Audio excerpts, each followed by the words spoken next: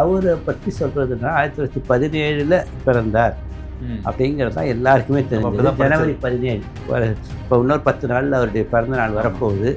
அது அவர் வந்து எல்லோரும் கொண்டாடுறாங்க. ஆனால் அவர் வந்து ஒரு நாள் பிறந்தநாள் கொண்டாடுறது கிடையாது. புரட்சி நடிகர்னு தான் சொல்லிட்டு இருந்தாங்க. அதை வந்து அவர் புரட்சி தலைவர் அப்படின்னு சொல்லிட்டு கட்சி ஆரம்பிக்கும் போது கத்துனாங்கன்றாங்க. அதனால தான் அவருக்கு வந்து புரட்சி தலைவர்னு பேர் வந்துச்சு. தமிழ்நாட்டில் மக்கள் பெரிய அளவுக்கு ஆதரவோடு ஜெயிச்ச ஒரே தலைவர் எம்ஜிஆர் தான். மற்றபடி யாரும் கிடையாது. தன்னுடைய வாரிசை ஜெயலலிதாவை அறிவிக்கப் போகிறார் அப்படிங்கிற செய்தி வந்து அதுக்கு முந்தின நாள் தினமணி என்கிட்ட இருக்குது. அதில் வந்து யார் அந்த மாலை தூக்கி போட்டா வந்து ஒரு 25 வயசு பையன் அட்டி பொட்டா பண்ணுறா கன்னத்தில் அட்டி போட்டுக்கிட்டே இருக்கிறாரு. உடனே இன்ஸ்பெக்டர்லாம் போய் ஐயா ஐயா ஐயா.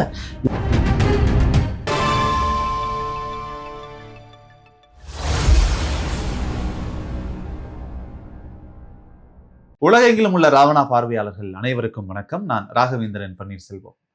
இந்த சிறப்பு உரையாடலில் நம்மோடு இணைந்திருக்கிறார் தமிழ் அறிஞர் திரு சிவ வெற்றிவேல் அவர்கள்.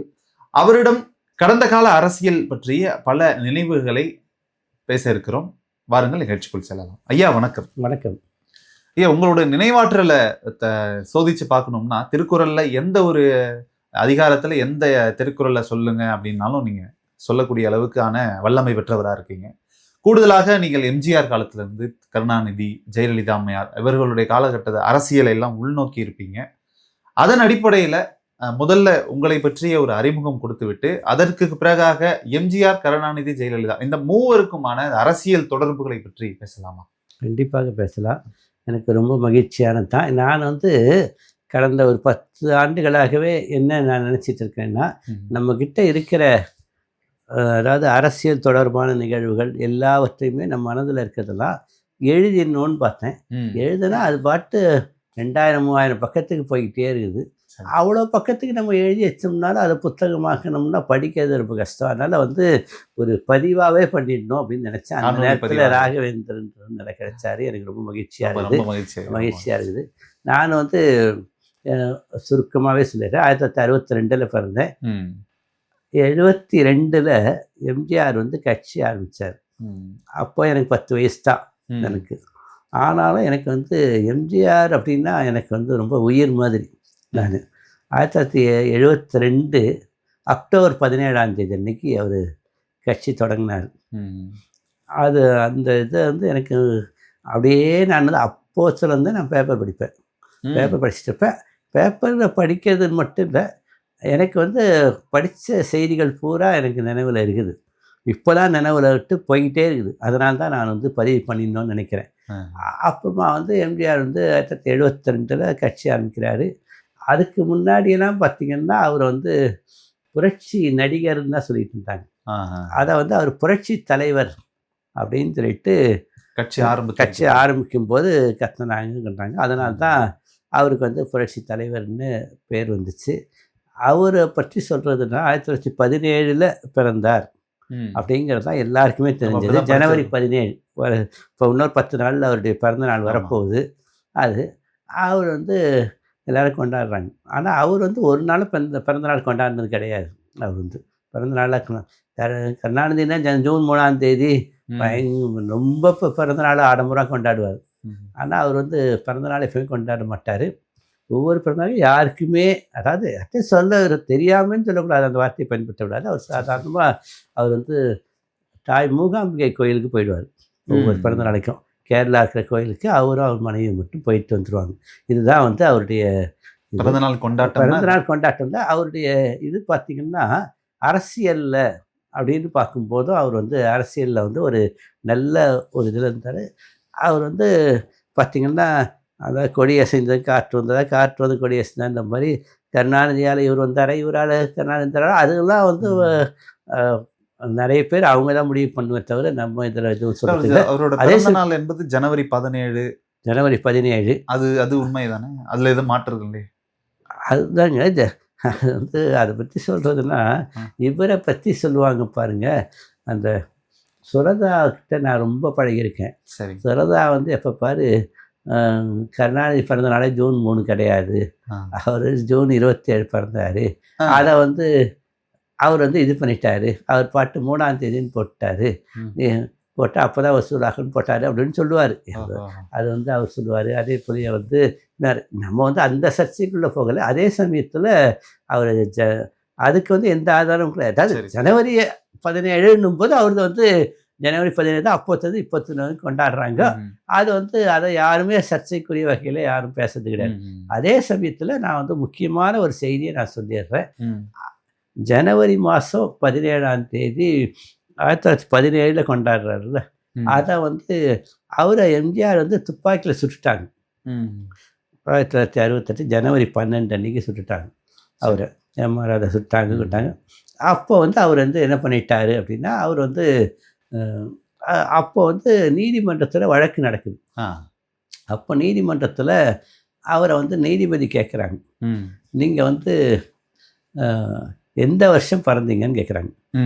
அப்போ அவர் வந்து 1912 பிறந்தேன் என்று நினைக்கிறேன், சரியாக தெரியாது அப்படின்னு சொன்னார்.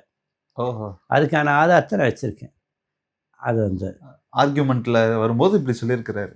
அவர் நீதிபதி கேட்குறாரு, நீங்கள் வந்து எந்த வருஷம் பிறந்தீங்கன்னு கேட்குறாரு. 17ன்னு சொல்லாமல் 12 அவரே சொல்கிறார். 1912 பிறந்தேன் என்று நினைக்கிறேன், எனக்கு தெளிவாக தெரியாது அப்படின்னு சொல்கிறார். எப்போனா 1968 அதில் வந்து மே மாதம் போல் ஒரு பத்திரிக்கை என்கிட்ட, முரசொலி பத்திரிக்கை என்கிட்ட இருக்குது. அந்த பத்திரிக்கையில் படித்தேன். அது வந்து ஒரு செய்தி. அதுக்கு அடுத்தபடியாக இன்னொரு செய்தி எப்படின்னா, அவர் வந்து முதலமைச்சராக இருக்கிறார். முதலமைச்சராக இருக்கும்போது அவர் வந்து ஒரு விழாவில் பேசுகிறார். விழாவில் பேசும்போது நான் வந்து முதல் உலகப்போர் தொடங்கிய போது எனக்கு வயது 7 அப்படின்னார். முதல் உலகப்போர் வந்து 1914 14 18 வரைக்கும் இருந்துச்சு. அப்போ வந்து அதை வந்து அந்த பேப்பரும் நான் வச்சுருக்கேன். அது வந்து எப்போன்னா 1970 உடனே கருணாநிதி அதுக்கு மறுநாளே அவர் வந்து ஒரு கடிதம் எழுதுகிறார். என்னென்னா, இவர் வந்து 1917 பிறந்தேன்றாரு. ஆனால் வந்து இவர் வந்து முதல் உலகப்போர் தொடங்கும் போது எனக்கு 7 வயசுன்னு சொல்கிறாரு. அப்படி இருக்கும்போது இவருக்கு வந்து அப்போனா வந்து 1907 தானே பிறந்துக்கிறாரு, 10 வருஷத்தை மறைச்சாரா அப்படின்னு கருணாநிதி அறிக்கை விட்டார். 1980களில் அறிக்கை விட்டார். அந்த அறிக்கையும் என்கிட்ட இருக்குது. அதை விட ஒரு முக்கியமாக வந்து ராஜாராம் கிட்ட எனக்கு வந்து ரொம்ப பழக்கம் உண்டு. முன்னாள் அமைச்சர் ராஜாராம். அவர் வந்து என்னை திருக்குறள் ஒரு உரைக்கே கூட அப்படியே அருமையாக ஒரு அணிந்திருக்கான். அந்த அணிந்தறி மாதிரி வேறு எதுவுமே கிடையாது. அவர் வந்து என்கிட்ட ஒரு நட்பு மாதிரி ஒரு எழுதி கொடுத்தார். அதில் அதே போல் அவர்கிட்ட நான் தனிப்பட்ட முறையிலேயே நான் வந்து பேசும்போது அவர் சொன்னார், ஒரு தடவை வந்து அறிஞரன் எம்ஜிஆர் அவர்கிட்ட எல்லார்ட்டையும் கேட்டாராம், நெடுஞ்செழியா இவங்ககிட்டலாம் கேட்டாராம். அதாவது நான் வந்து எல்லாரையும் அவர் மேடையில் வந்து அறிஞர் அண்ணா வந்து எல்லாரையும் தம்பி நெடுஞ்செழியன் அவர்களே, தம்பி கருணாநிதி அவர்களே, தம்பின்னு சொல்லிட்டு எல்லாரையும் சொல்கிறாரு. என்ன மட்டும் மதிப்புக்க புரட்சி நடிகர் எம்ஜிஆர் அவர்களேன்றாரு, என்னையே தம்பின்னு சொல்ல மாட்டேங்கிறாரு அப்படின்னு சொல்லி அவர் ஆதங்கப்பட்டாராம்.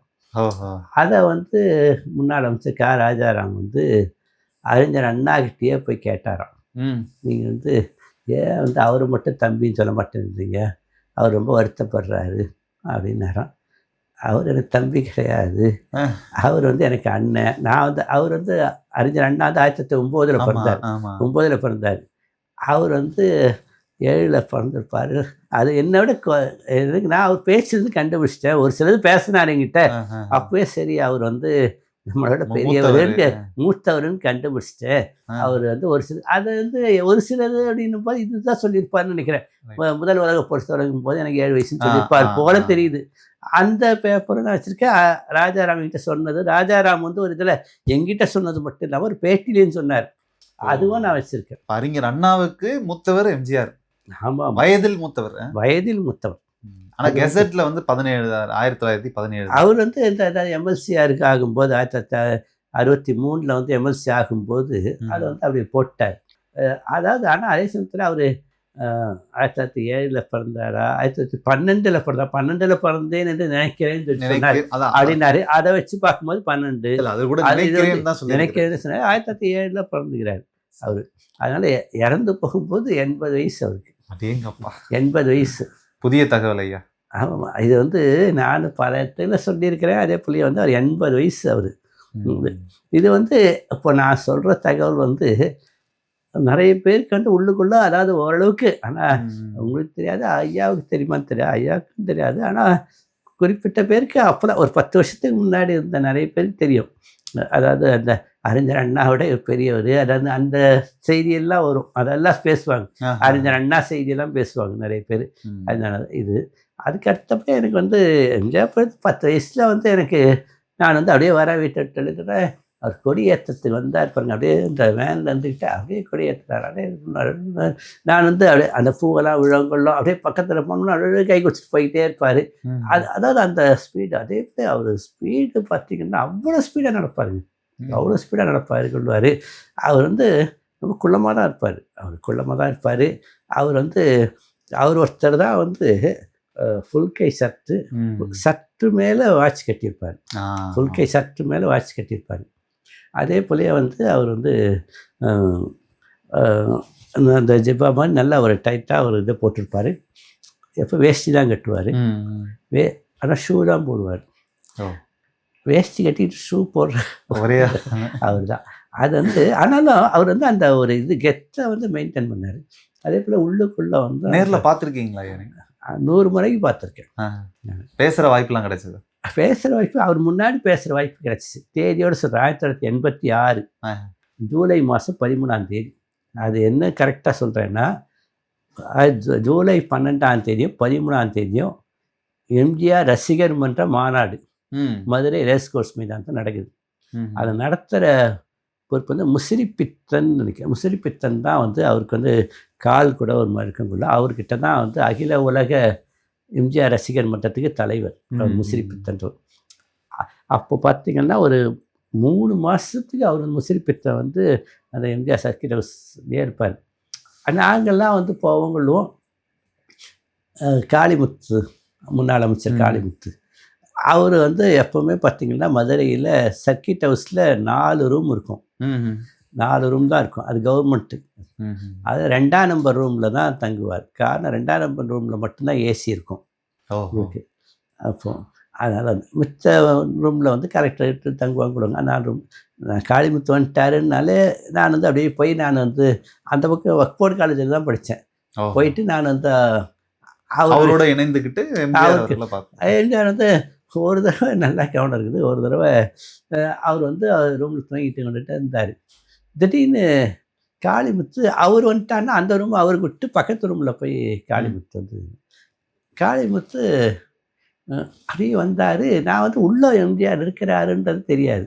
நான் அது காளிமுத்து வந்து ஆனால் உள்ளே இருக்கிறான்னு சொன்னாங்க. திடீர்னு காளிமுத்து வந்து அந்த ரூமில் வந்து அப்படியே போகிறாரு. நான் சொன்னேன், தம்பி போய் கொஞ்சம் இரு, நான் உள்ளே போயிட்டு வரேன்றாரு. நான் வந்து எந்த அவசரத்தில் அவர் பின்னாடியே போயிட்டா அவர் வந்து அப்போ தான் எம்ஜிஆர் வந்து எழுந்து உட்கார்ந்தார். எம்ஜிஆரை வந்து பார்த்த அடையாளமே தெரியல. காரணம் வந்து திரையில் ஒரு மாதிரி பலப்பலம். திரையில் மட்டும் இல்லை, ஏன் நான் நேரில் எத்தனையோ முறை, அதுக்கு முன்னாடி 50 முறை பார்த்துருக்கேன். சரி. அப்போது இது தொப்பி இல்லை, கூலிங் கிளாஸ் இல்லை, அந்த விற்கிறதும் இல்லை. இருந்தார். தம்பி போயிடுனார். செஞ்சுட்டு நான் அப்படி கதவை தந்துட்டு அது வெளியில் போகிறேன். அதுக்குள்ளே வெளியில் 4-5 ப்ரெஸ்காரன் தான். அவன் டப்புன்னு உள்ளே நுழைஞ்சிட்டான். உள்ளே நுழைஞ்சோடனே அவர் இப்போ கையில் கட்டிகிட்டு இருந்தார். கையில் கட்டிட்டு பனியன் போட்டுக்கிட்டு, கூலிங் கிளாஸும் இல்லை, தொப்பியும் இல்லை, எதுவும் இல்லை. அது எல்லா டப்புன்னு ஃபோட்டோ எடுத்துட்டாங்க. அவர் பயங்கர டென்ஷன் ஆகிட்டார். கேமரா பிடுங்க அப்படின்னாரு. உடனே காளிமுத்தெல்லாம் வந்து கேமரா, அப்போல்லாம் ரோல் கேமரா தானே, பிடிங்கிட்டோடனே அதுக்குள்ளே அந்த தினகரன் பத்திரிக்கை தான் நினைக்கிறேன், அவன் தான் அப்படியே எடுத்துகிட்டு ஓடிட்டான். அப்புறமா அதுக்கு அடுத்து போய் பிடுங்கினாங்க அந்த கேமராவை. அது வந்து ஒரு நிகழ்ச்சி. அதே போல் எம்ஜிஆரை பற்றி நிறைய, ஆனால் நான் சொல்கிறது உண்மை. அவர் வந்து உண்மையில் அவர் வந்து பார்த்தீங்கன்னா ஒரு ஸ்ட்ரிக்டாக இருப்பார். ஆட்சியிலே ஆட்சியில் ஸ்ட்ரிக்டாக இருப்பாருன்னா, அதாவது அதோட எனக்கு எப்படின்னா 1977 அவர் வந்து ஆட்சிக்கு வராரு இல்லைங்க. 77லேருந்து 80 வரைக்கும் அவருடைய ஆட்சி மாதிரி ஒரு நேர்மையான ஆட்சி கிடையாது. நான் அதுக்காக காமராஜரோட ஒப்பிடல. சரி சரி சரி. அதான் இது இந்த இந்த கட்டத்தில் ஒரு 50 வருஷத்தில் 77லேருந்து 80 நான் ஏன் அப்படி சொல்கிறேன்னா, 77 ஒரு ஆட்சிக்கு வந்த உடனே கண்டிப்பாக மது வந்து கூடாது. அப்போ வந்து மது விலக்கு தொடர்பாக உங்களுக்கு முக்கியமான செய்திகளை சொல்லணும். மது விலக்கு வந்து 1949 ராஜாஜி வந்து கவர்னர் ஜெனரலாக இருக்கிறார். 1949 கவர்னர் ஜெனரலாக இருக்கிறார். அந்த 49 கவர்னர் ஜெனரலாக இருக்கும்போது அவர் வந்து தமிழ்நாட்டில் மட்டும் மது விலக்கு கொண்டு வர்றார். அதாவது தமிழ்நாட்டு எவன் கொடுத்தாலும் பரவாயில்ல, தமிழ்நாட்டில் வந்து தமிழ்நாடுன்றது அப்போ வந்து மெட்ராஸ் பிரசிடென்சி, சென்னை மாகாணம் இருந்துச்சு. சென்னை மாகாணத்தில் மது கூடாது அப்படின்னு கொண்டு வந்தார் அவர் வந்து ராஜாஜி. அப்புறமா வந்து அதே தான் வந்து 1952 இவரே தான் வந்துட்டார். 1952 ராஜாஜியை முதல்வராக வந்துட்டார். அது ஒரு பெரிய அரசியல் நிகழ்வு. ஏன்னா இவர் வந்து ஜனாதிபதி ரேங்கில் இருந்தார். ஜனாதிபதியாக இருந்துட்டு முதலமைச்சராக வந்துட்டார். அது எவ்வளோ பெரிய விஷயம். ஆனால் வந்துட்டார். அவர் வந்து அதில் வந்து இது பண்ணுறாரு. அவர் வந்து 1952 முதலமைச்சர் ஆகிறார். 54 வந்து காமராஜர் வராரு.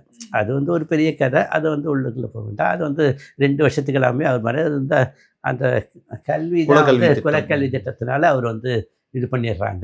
52 வரார். 52லேருந்து 63 வரைக்கும் காமராஜர் இருக்கிறார்.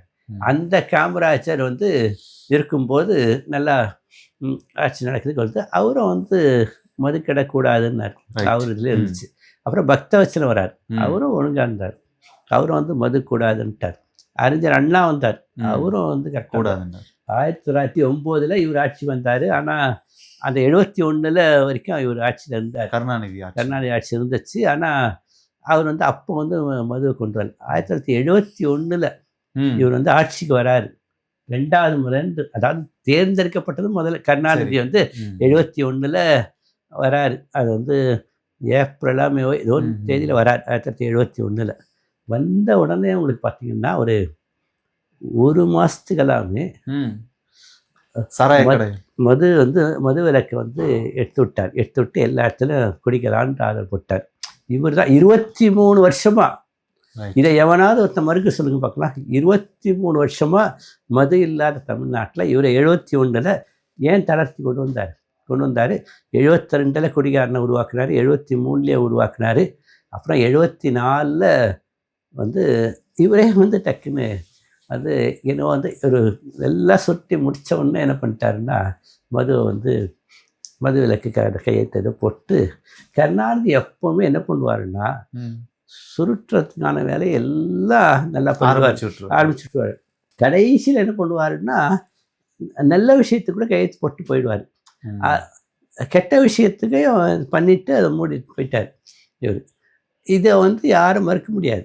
75 அப்புறம் நெருக்கடி நிலை வருது. இவர் வந்து 77 எம்ஜிஆர் ஜூன் 30 பதவிக்கு வராரு. எம்ஜிஆர் ஆட்சிக்கு வராரு. எம்ஜிஆர் ஆட்சியில் ஒரு பெரிய அளவுக்கு அவர் மது அப்போ எங்கள் அப்பாலாம் வந்து ஃபிங்கர் சூப்பரண்டாக இருந்தாங்க போலீஸ் டிபார்ட்மெண்ட்டில். அப்போ எங்கள் அப்பாவே சொல்லுவாங்க, ஆனால் செஞ்சது கிடையாது. ஆனால் சொல்லுவாங்க, எவனோ அந்த பக்கத்து வீட்டில் எவனோ தேவையில்லாமல் சண்டை போடுவான். இது அவனை போய் ஒரே ஒரு பாட்டில் அவன் வீட்டில் இருக்குதுன்ட்டு போய் எழுதி கொடுத்தனா போதும், அவனை 6 மாதம் அப்படி ஒரு சட்டம் இருந்துச்சு. அப்படி யாராவது ஒருத்தர் வீட்டில் ஒரு பாட்டில் இருந்துச்சுன்னா 6 மாதம் உடனே ஜெயிலில் போட்டுடலாம். எந்த விசாரணையும் கிடையாது. இப்போ அந்த அது அப்படின்னு சட்டம் போட்டிருந்தார். அப்போல்லாம் வந்து யாருக்கிட்ட வேணாலும் அவரோட நாங்கள் போலீஸ் டிபார்ட்மெண்ட் பேசும்போது சாராய் அப்போ எத்தனையோ பேரை போட்டாங்க. அப்படி சும்மா தேவையில்லாம் இந்த போவாங்க, பிரச்சனை பண்ணுறேன், என் பிரச்சனை ஒரு பாட்டில் இருக்குன்னு எனக்கு எழுதி கொடுங்க, எழுதி கொடுத்துருவான். அவனை தூக்கி உள்ள தள்ளிடுவாங்க. 6 மாதம் உள்ள தள்ளிடுவாங்க. இப்படியே இருந்துச்சு. அதெல்லாம் போச்சு எம்ஜிஆர்கிட்ட. ஆனாலும் அவர் வந்து தாய் மேல் ஆணையை சொல்கிறேன், நான் மது கூடாது. ஐயோ இல்லைங்க, இப்படியெல்லாம் நடக்குது நாட்டில் அப்படின்றாங்க. பாண்டிச்சேரி போகிறாங்க, விஷச்சாராயத்தை குடிக்கிறாங்க, இப்படி பல விஷயம் இருக்குதுனாலும் இவங்க மது அது உறுதியாக இருந்தார். அவர் 77 உறுதியாக இருந்தார். அதாவது 78 வந்து இவங்க இது பண்ணாங்க. அதுக்கிடையில் இன்னொன்றுனா 77 அவர் எப்படி ஆட்சிக்கு வந்தார் அப்படிங்கிற சொன்னார். 77 அவர் வந்து நான் அந்த ஒரு முக்கியமான நிகழ்ச்சி சொன்னோம். 1977 பிப்ரவரி மாதம், தேதி மறந்துச்சு. அப்போ நான் மதுரை ரேஸ் கோர்ஸ் மைதானத்தில், இது ஒரு முக்கியமான நிகழ்ச்சி, நிறைய பேருக்கு தெரியல, எம்ஜிஆரும் இந்திரா காந்தி ஒரே மேடையில் பேசுனாங்க. அது ஒரு பெரிய விஷயம் கிடையாது. எம்ஜிஆர் இந்திரா காந்தி ஒரே மேடையில் பேசுகிறாங்க. அப்போ எம்ஜிஆர் வந்து முதலமைச்சர் கூட கிடையாது, 77 பிப்ரவரி. ஆனால் இந்திரா காந்தி வந்து பிரதமர் பதவியிலிருந்து இது பண்ணிட்டு அவங்க தேர்தலை சந்திக்கிறதுக்காக வராங்க. எமர்ஜென்சிக்கு முடிஞ்சு தேர்தல் பயங்கர கூட்டம். அதாவது ரேஸ் கோர்ஸ் மைதானத்தில் நான் வந்து என்ன பண்ணிட்டேன்னா, ஒரு 7 மணிக்கு கூட்டம் தொடங்குதுன்னா நான் 4 மணிக்கே போய் உட்காந்துட்டேன். அங்கே அப்படின்னா தரையில் தான் இருக்கும், சேர்லாம் போட மாட்டாங்க. இல்லை, அந்த முன்பக்கம் மட்டும் சேரை போட்டு வச்சுருப்பாங்க. நான் ஒரு 10ஆவதா அப்படி உட்காந்துட்டேன். போய் உட்காந்துட்டு நான் வந்து உட்காடுறேன். இவங்க பூரா நான் 4 மணிக்கே போய் உட்காந்துட்டேன். அப்படியே கூட்டம் வந்துடுச்சு.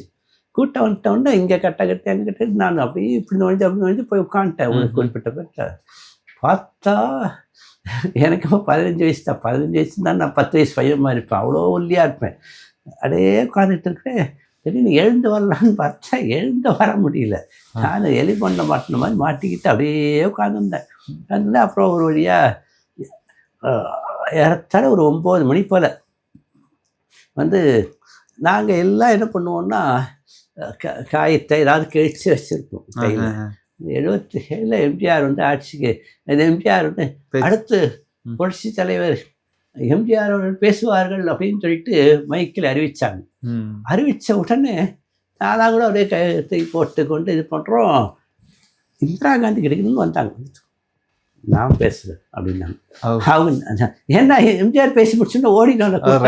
அதுக்காக வந்து அவங்க ஓடியாந்து அவரை தட்டி என் பேர் சொல்லு அப்படின்ட்டாங்க.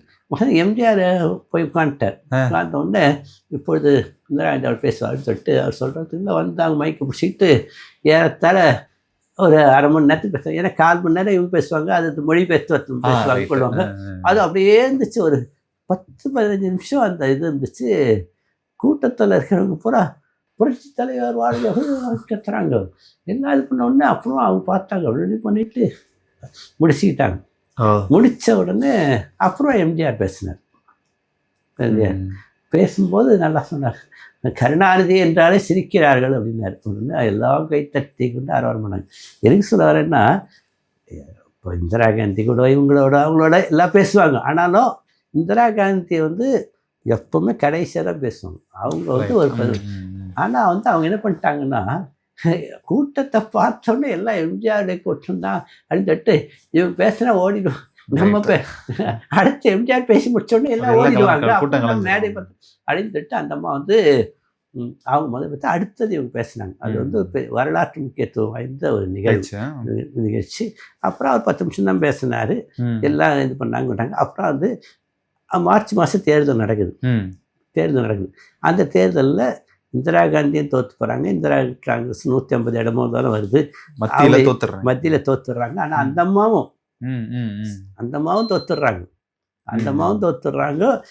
அவங்க பையன் சஞ்சய் காந்தியும் தோத்துடுறான். அது எல்லாம் தோத்துடுறாங்க. இவர் வந்து நல்லா வந்து இந்த அம்மா வந்து இதுவாக வந்து தோற்று போயிட்டுருக்காங்க. அப்போது வந்து அதுக்கு அடுத்தது ஜூன் 12ஆம் தேதி தமிழ்நாடு சட்டமன்ற தேர்தல் நடக்குது. ஜூன் 10 ஏதோ நடக்குது. இதில் வந்து முக்கியமான விஷயம், அதை வந்து அப்போ வந்து எம்ஜிஆருக்கு வந்து பெரிய அளவுக்கு பத்திரிகைகளோட ஆதரவு இல்லை அப்போ. ஏன்னா இப்போது நாட்டில் வந்து டிவி அந்த மாதிரிலாம் கிடையாது. டிவி இருந்தாலும் அந்த பொதிகை டிவி அவன் வந்து யாரை பற்றியும் எதுவும் சொல்ல மாட்டான். மற்றபடி தனியார் டிவிலாம் எதுவும் கிடையாது. எழுத்தில் பத்திரிகை தான். ரேடியோவில் இருக்கும். ரேடியோவில் தேர்தலுக்கு முன்னாடி ஒரு 10 நிமிஷம் பேசுவது தான். பத்திரிகைகள் ஆதரவுன்னும் போது தினத்தந்தி பத்திரிகையோட ஆதரவும் கிடையாது. காரணம் வந்து தினத்தந்தியோட ஓனர் வந்து சீபா ஆதித்தனார்.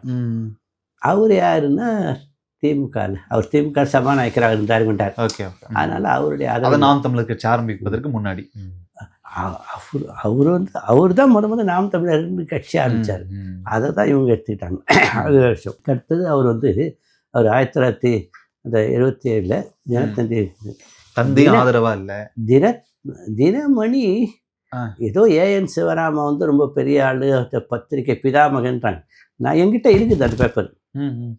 ஜூன் மாதம் 16ஆம் தேதி 1977 வந்த தினமணி பேப்பர் 8 பக்கமாக வச்சுருக்கேன். 8 பக்கம் வச்சுருக்கேன். அந்த பேப்பரில் உங்களுக்கு பார்த்தீங்கன்னா எல்லா அந்த தலைப்பாக 8 பத்தி தலைப்பாக எதை போட்டிருக்கணும், எம்ஜிஆர் வெற்றி போட்டிருக்கணும், அதிமுக வெற்றின்னு தான் தலைப்பு இருக்கணும். ஆனால் கிடையாது.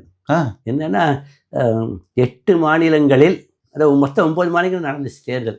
8 மாநிலங்களில் ஏதோ ஜனநாயகத்துக்கு ஏதோ வெற்றின்னு போட்டாங்க.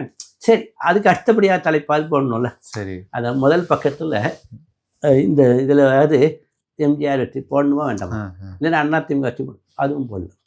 பின்னாடி எங்கேயும் போடல. நான் அந்த பேப்பரை காட்டுறேன். இல்லை, இன்னைக்கு இப்போ இருக்க பத்திரிகை துறை அன்னைக்கு அப்படி இருந்திருக்கு. ஒரே ஒரு பத்தி செய்தியாக போட்டாங்க. ஒரே ஒரு பத்தி செய்தி, 8 பத்திரிக்கையில் ஒரே ஒரு பத்தி செய்தியாக அதிமுக ஆட்சி அமைக்கிறது அப்படின்னு போட்டிருந்தாங்க. பாஸ்போர்ட் சைஸ் ஃபோட்டோ வந்து எம்ஜிஆர் ஃபோட்டோ மேலே, கருணாநிதி ஃபோட்டோ மட்டும் சிரிச்ச மாதிரி, எம்ஜிஆர் முடிஞ்சு எப்படி திரும்ப முன்னாடி ஒரு பாஸ்போர்ட் ஃபோட்டோ மட்டும்தான் போட்டிருந்தாங்க. ஆனால் ஏஎன் சிவராம், நான் அன்றைக்கி கூட சொன்னேன், தினமணி ஆசிரியர் வைத்தியநாதன் இவங்களுக்கெல்லாம் சொன்னேன். ஒரு சில பேர்ட்டு சொல்லும்போது, சார் அது கோயங்கா குரூப்பு, அவங்க வந்து இந்திரா காந்திக்கு ஏதோ வந்து அவங்க வந்து அவங்க அது பாருங்க, இவர் இதெல்லாம் எடுக்க நெஞ்சுக்கு நீ என்னென்னவோ எழுதுறாரு பாருங்க. தொடரெல்லாம் பார்த்தீங்கன்னா முந்தியெல்லாம் தினமணிக்கு எதிரில் தான் வரும். ஏஎன் சிவராமன் கூட தான். இவர் சொல்கிறாங்க பாப்பான்றாரு. ஏஎன் சிவராமன் வந்து இவருக்கு தான் ஆதரவாக இருந்தார். இன்னத்த பெரிய நான் வந்து ஏஎன் சிவராமன் யார் இன்னைக்கு பார்த்த ஊடகங்கள் வந்து எப்படி திமுகவுக்கு ஆதரவாக செயல்படுதுன்னு சொல்றாங்களோ அதே போலதான் அன்னைக்கு இருந்திருக்கும் போல இருக்கு. எம்ஜிஆர் காலத்திலயுமே அப்படிதான் இருந்திருக்கு போல. நான் என்ன சொல்றேன்னா, ஊடகம் வந்து இவங்களுக்கு ஆதரவு அவங்களுக்கு ஆதரவு கூட இருக்கலாம். ஒருத்தர் முதலமைச்சர் ஆகட்டா முதலமைச்சரை கூட போடாமல் நீ வந்து பாட்டு ஒரு பத்தி செய்தியில் போடுற அப்படின்னா அது ஒரு பொதுவான செய்தியாக பார்த்துருக்கணும். இல்லைங்க, ஒரு 3 பத்தி செய்தியாவது வரணும்ல. 3 பத்தி செய்தியாவது 4 பத்தி செய்தியாவது. இந்த முதல் பக்கத்தில் இல்லைன்னா உனக்கு பிடிக்கல, 2ஆம் பக்கத்தில் 3ஆம் பக்கத்தில் ஏதோ ஒன்று எம்ஜிஆர் வெற்றின்னு போட்டுக்கணும், அதிமுக வெற்றின்னு போடணும்ல. எதுவுமே போடாமல் நீ வந்து கொடுத்தீங்கன்னா எவ்வளோ இது உள்ளுக்குள்ளான கருணாநிதி வெற்றின்ட்டு திருவிட்டு இது போடுறான், தலைப்பு போடுறான். நாஞ்சில் மனோகர் வெற்றி, இவங்க வெற்றி, அவங்க வெற்றின்லாம் தலைப்பு இருக்குது உள்ளுக்குள்ளே. ஆனால் எம்ஜிஆர் பேரை மட்டும் பொடிய எழுத்துல போடுறான். அதுவும் எப்படி 7ஆம் பக்கம் 8ஆம் பக்கத்தில். அதாவது அந்த அளவுக்கு நான் வந்து அந்த அளவுக்கு பத்திரிகை துறை இப்போ எம்ஜிஆர் அப்போ எதிர்த்தரப்புல இருந்திருக்கு. தந்தியது தினமணி சுத்தமா இல்லை. தினத்தந்தியிலனாலும் ஓரளவுக்கு வந்துச்சு உங்களுக்கு.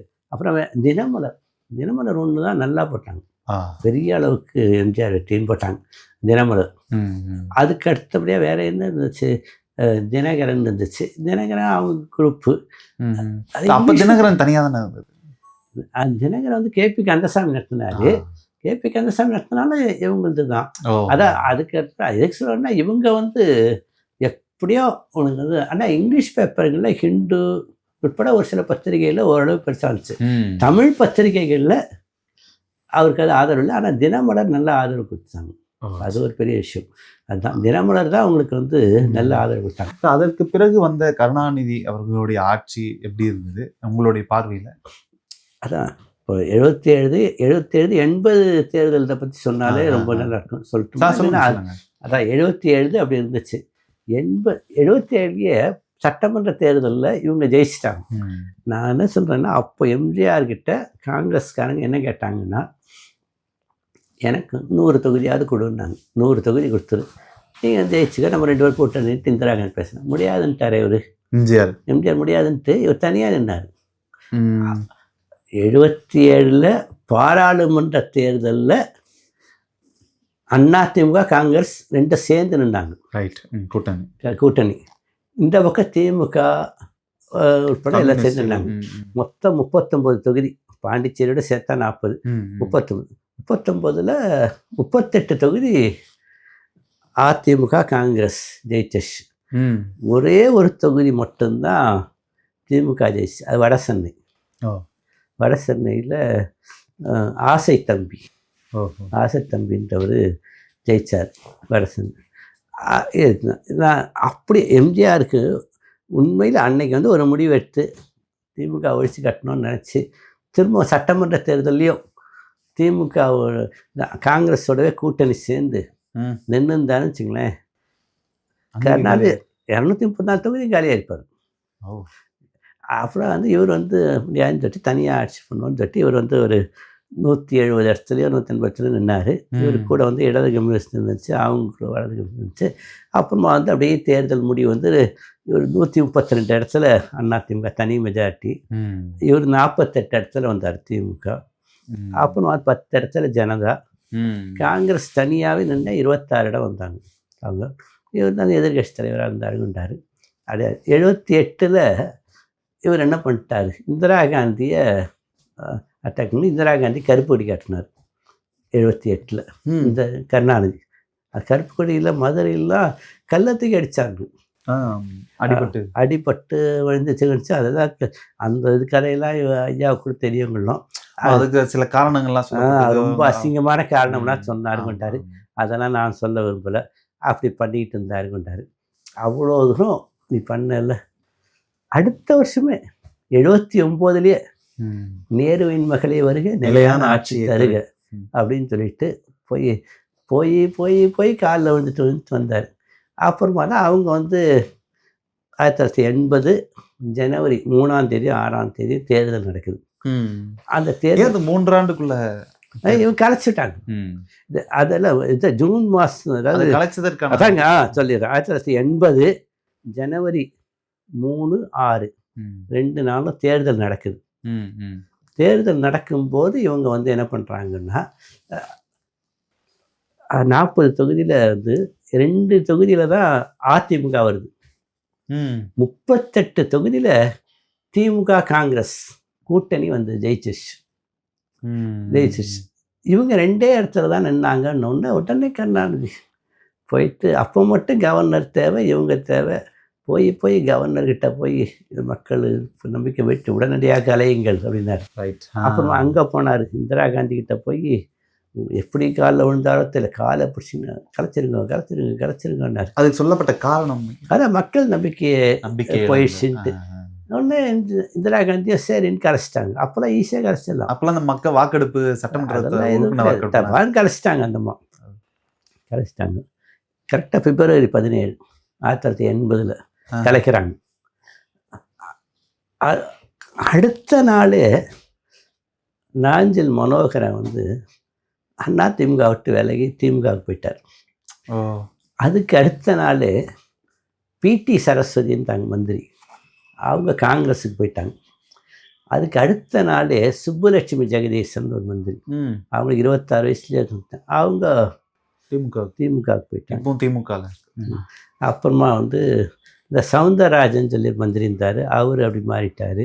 இப்படி எல்லாம் வந்து 6 மந்திரிங்க, சமயநூறு செல்வராஜன் 6-7 பேர் முக்கியமானவங்க. அதிமுகவே இதோட முடிஞ்சிருச்சுன்னு நினச்சிருப்பாங்க இல்லையா? அதிமுகவே முடிஞ்சிருச்சுன்னு நினச்சிருப்பாங்க. அது வந்து அப்போ வந்து நிறைய பேர் திமுக விட்டாங்க. இது 80 வந்து அதிமுக விட்டு எல்லாம் திமுகவுக்கு போயிட்டாங்க. அப்போது இவர் வந்து கவலையப்படாமல் தேர்தலை ஜெயிச்சார். அதே வருஷமே 1980 பிப்ரவரி 17ஆம் தேதி கலைக்கிறாங்க. அதே 1980 மே மாதம் வந்து மே மாதம் 23ஆம் தேதியோ 26ஆம் தேதியோ தேர்தல் நடக்குது. அதில் மிகப்பெரிய வெற்றி. இவர் 1980 ஜூன் மாதம் 1ஆம் தேதி அன்னைக்கு தமிழ்நாடு முழுக்க போஸ்டர் அடித்து ஒட்டியிருந்தாங்க. என்னென்னா, ஜூன் 3ஆம் தேதி கலைஞர் கருணாநிதி முதலமைச்சர் பதவியேற்பு விழாவும் 58வது பிறந்த நாள் விழாவும் என்ன போட்டிருந்தாங்க. போட்டு தமிழ்நாடு முழுக்க போஸ்டர் அடித்து ஒட்டினாங்க.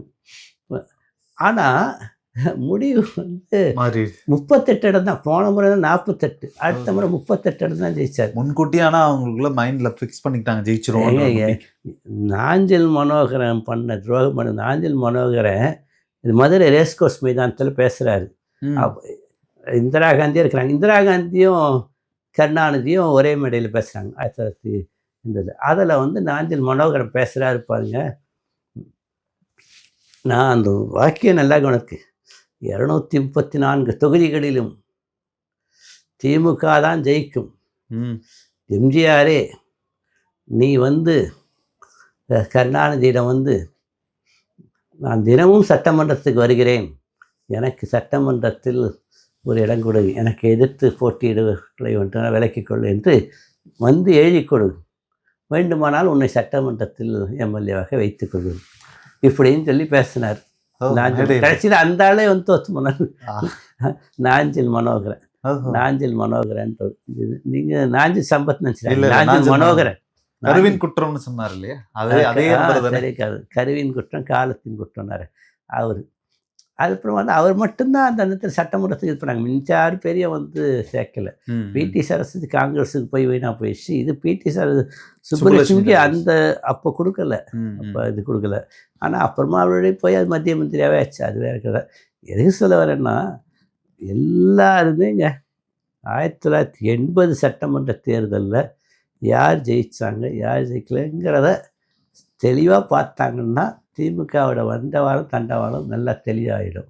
ஏன்னா 1980 என்னங்க அது கலைச்சிட்டு உடனே வைக்கிறாங்க. இப்போ கூட சொல்கிறாங்களே எத்தனை பேர் எப்படி இருந்தாலும் ஜெயிச்சு அது எப்படி. ஆனால் ஒன்று மட்டும் சொல்கிறாங்க, இந்த காலத்தில் 1977 எம்ஜிஆர் வராரு பாருங்க. 80 அவரை வந்து மக்கள் தோக்கடிக்கிறாங்க தான். 2 இடம் தான் அதுக்கு முக்கியமான காரணம். அவர் வந்த உடனே அப்படியே நிறைய செஞ்சிடுவாருன்னு நினச்சாங்க. ஆனால் மக்கள் வந்து எதிர்பார்த்த அளவுக்கு செய்யவும் முடியாது. ஸ்ட்ரோக்ல பண்ண முடியாது 3 வருஷத்துக்குள்ள. ஆனால் நல்ல ஆட்சி தான் பண்ணார்.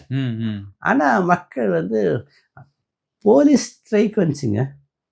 போலீஸ்காரங்க ஸ்ட்ரைக் பண்ணாங்க. 15-20 நாள் ஸ்ட்ரைக் பண்ணாங்க 1978. காவல்துறையில் சங்கமே கிடையாது.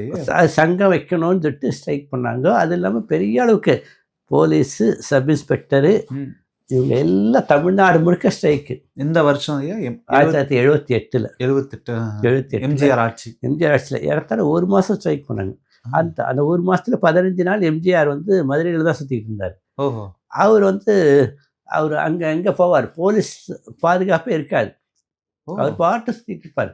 சுற்றிட்டு இருக்கும்போது ஆனால் இது வச்சிருப்பார் பக்கத்தில் வந்து அந்த பூனைப்படை மாதிரியா? பூனைப்படை கிடையாது, அவருக்கு வந்து ஸ்டென்ட் மாஸ்டர் வச்சிருப்பார். தனிப்பட்ட முறையில் வச்சிருப்பார். மற்றபடி வேற வந்து மற்றபடி அப்பரைசட் பிரிவு ஒய் பிரிவுலாம் எதுவும் கிடையாது. அவருக்கு வந்து அந்த ஸ்டென்ட் மாஸ்டர் வச்சிருப்பார்.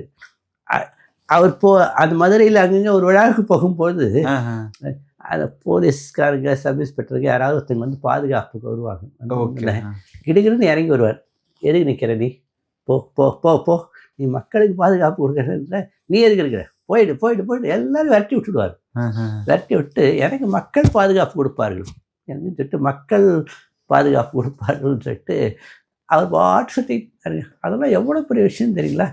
போராட்டம் எதுக்காக பண்ணாங்க? சங்க வைக்கணும்னா என்ன, அதை எல்லாம் கருணாநிதி தூண்டி விட்டது தான். அதுவுமா? ஆமாம், சத்தியமா. அவருக்கு அடுத்து ஒரு மாதத்துக்கு எல்லாமே விவசாயிகள் போராட்டம், அதுக்கடுத்து 1 மாதத்துக்கு எல்லாமே ஆசிரியர்கள் போராட்டம், அதுக்கடுத்து நெசவாளர்கள் போராட்டம். இப்படி எல்லா போராட்டமும் 78 நடந்துச்சு. இவரை விடாமல் இவரை வந்து அப்படி தள்ள பண்ணிக்கிட்டே இருந்தாங்க. 78 தான் தமிழ் வளர்ச்சித்துறையை இவர் தொடங்கினாரு, கொண்டாரு. தஞ்சாவூர் தமிழ் பல்கலைக்கழகத்தை கொண்டு வந்தது இவர் தான். இந்த மாதிரி இவர் நல்லதெல்லாம் நிறைய பண்ணாருங்க. இவரை போய் அப்படி அந்த மாதிரி தொந்தரவு வேறு யாருமே பண்ணலை. இப்போலாம் பார்த்தீங்கன்னா 2021 இவர் அவ்வளோ அக்கிரமம் பண்ணுறாரு கொள்றாரு. எடப்பாடியெல்லாம் ஒரு போராட்டமும் நடத்த மாட்டேன்றாரு. அப்போல்லாம் பார்த்தீங்கன்னா தேவையில்லாம போராட்டம் நடத்துவாங்க. 15 முறை கருணாநிதி கைது பண்ணாங்க. 15 முறை கைது பண்ணாங்க. ஆனால் கைது பண்ணாங்கன்னா இவர் பாட்டு திடீர்னு போயிட்டு மறியல் பண்ணுவார். பஸ் மறியல், பஸ் தொழிலாளர்கள் போராட்டம். அப்புறமா அவர் வந்து 81 வராரு. வரும்போது அவரால் வந்து அவருக்கு வந்து நிறைய பேர் ஐடியா கொடுக்குறாங்க. அவரே வந்து ரொம்ப இதுவாகிட்டார். ஆனால் அப்போ பார்த்தீங்கன்னா கருணாநிதி எல்லா தெருவுலையும் போய் தெருவாக போய் பிரச்சாரம் பண்ணார். என்னென்னா இவர் வந்து ஜப்பான் கம்பெனிக்கிட்ட வந்து ஒரு கப்பல் வாங்கிட்டு கப்பல் ஊழல் 1 கோடி ரூபா பண்ணார் எம்ஜிஆர். அது எல்லா இடத்துலையும் போய் சொன்னார். சரிங்களா? அப்படி ஒரு பிரச்சாரம் பண்ணார். எம்ஜிஆர்னு சொன்னார், நான் வந்து அப்படிலாம் ஒன்று ஊழல் பண்ணுறது நினச்சிங்கன்னா என்னை தூக்கிலிடுங்கள் அப்படிலாம் சொன்னார். கண்டிப்பாக எம்ஜிஆர் 1980 எம்ஜிஆர் தோற்று போயிருந்தால் இவர் வந்து போய் ஜெயிலில் வச்சுருப்பார். எம்ஜிஆர் ஜெயிலில் வச்சுருப்பார் கருணாநிதி. அந்த அளவுக்கு, அதாவது அதே சமயத்தில் எம்ஜிஆருக்கு அந்த மாதிரிலாம் புத்தி கிடையாது. அதனால் அவர் இது பண்ணிட்டார். அப்போ 81 உலகத்தமிழ் மாநாடு ரொம்ப நல்லா நடத்தினார் அவர் எம்ஜிஆர். அப்புறம் அப்போ என்ன பண்ணிட்டாருன்னா சாராய கடை கொண்டு வந்துட்டார். எம்ஜிஆர் சாராய கடை கொண்டு வந்துட்டார். கட்டாயத்தின் அடிப்படையில் இல்லை ஒரு விருப்பம்? இல்லை, அவருக்கு என்ன ஆயிடுச்சுன்னா அப்போ வந்து தேர்தலுக்கு எப்படி இருந்தாலும் காசு தேவைப்பட்டுச்சு. பல இடத்துங்களில் காசு வாங்கினார்ட்டார். அவர் கடனாளியாகவே ஆயிட்டார். ஏன்னா உங்களுக்கு 2 வருஷம் ஒன்றுமே சம்பாதிக்கலையே. அதுக்குள்ளே ஒரு தேர்தலை இப்போ இந்த காலத்துலன்னா 1.5 லட்சம் கோடின்னு வச்சுங்கிறான். அப்போ வந்து ஆனால் ஒரு 50 கோடி 100 கோடி தேவைப்படும். உங்களுக்கு ஒரு கட்சிக்கு தேவைப்படும். இவர்கிட்ட இல்லை. இவர் வந்து அப்புறம் என்ன பண்ணாருன்னா ஏதோ ஒரு குறிப்பிட்ட பேர்கிட்ட கடனை வாங்கிட்டு இருக்கிறார். குறிப்பிட்ட பேர்னா அந்த டிவிஎஸ் கம்பெனி அந்த மாதிரி பெரிய பெரிய இடத்துல வாங்கியிருப்பார். எந்த இடத்துல வாங்கினான்னு தெரியாது. ஏதோ வாங்கிட்டார். வாங்கி தேர்தலில் ஜெயிச்சிட்டார். ஜெயித்த உடனே அவருக்கு வந்து இந்த மாதிரி ஒரு சில பேர் சொல்லி கொடுத்தாங்க, வேண்டாம் பிழைக்கிற வழி தகுந்த மாதிரி சொல்லி கொடுத்தாங்க. பார்த்தாரு, சாராய கடை திறந்து விட்டார். 77 78 நான் தாய் மேல் ஆணை, நான் சாராய கடை கொண்டு வர மாட்டேன் அப்படிலாம் சொன்னார். ஆனால் சாராய கடை கொண்டு வந்துட்டார். எல்லாம் ஜெயிச்சு நல்லா ஜேபிஆர் உட்பட எல்லாம் சம்பாதிச்சாங்க.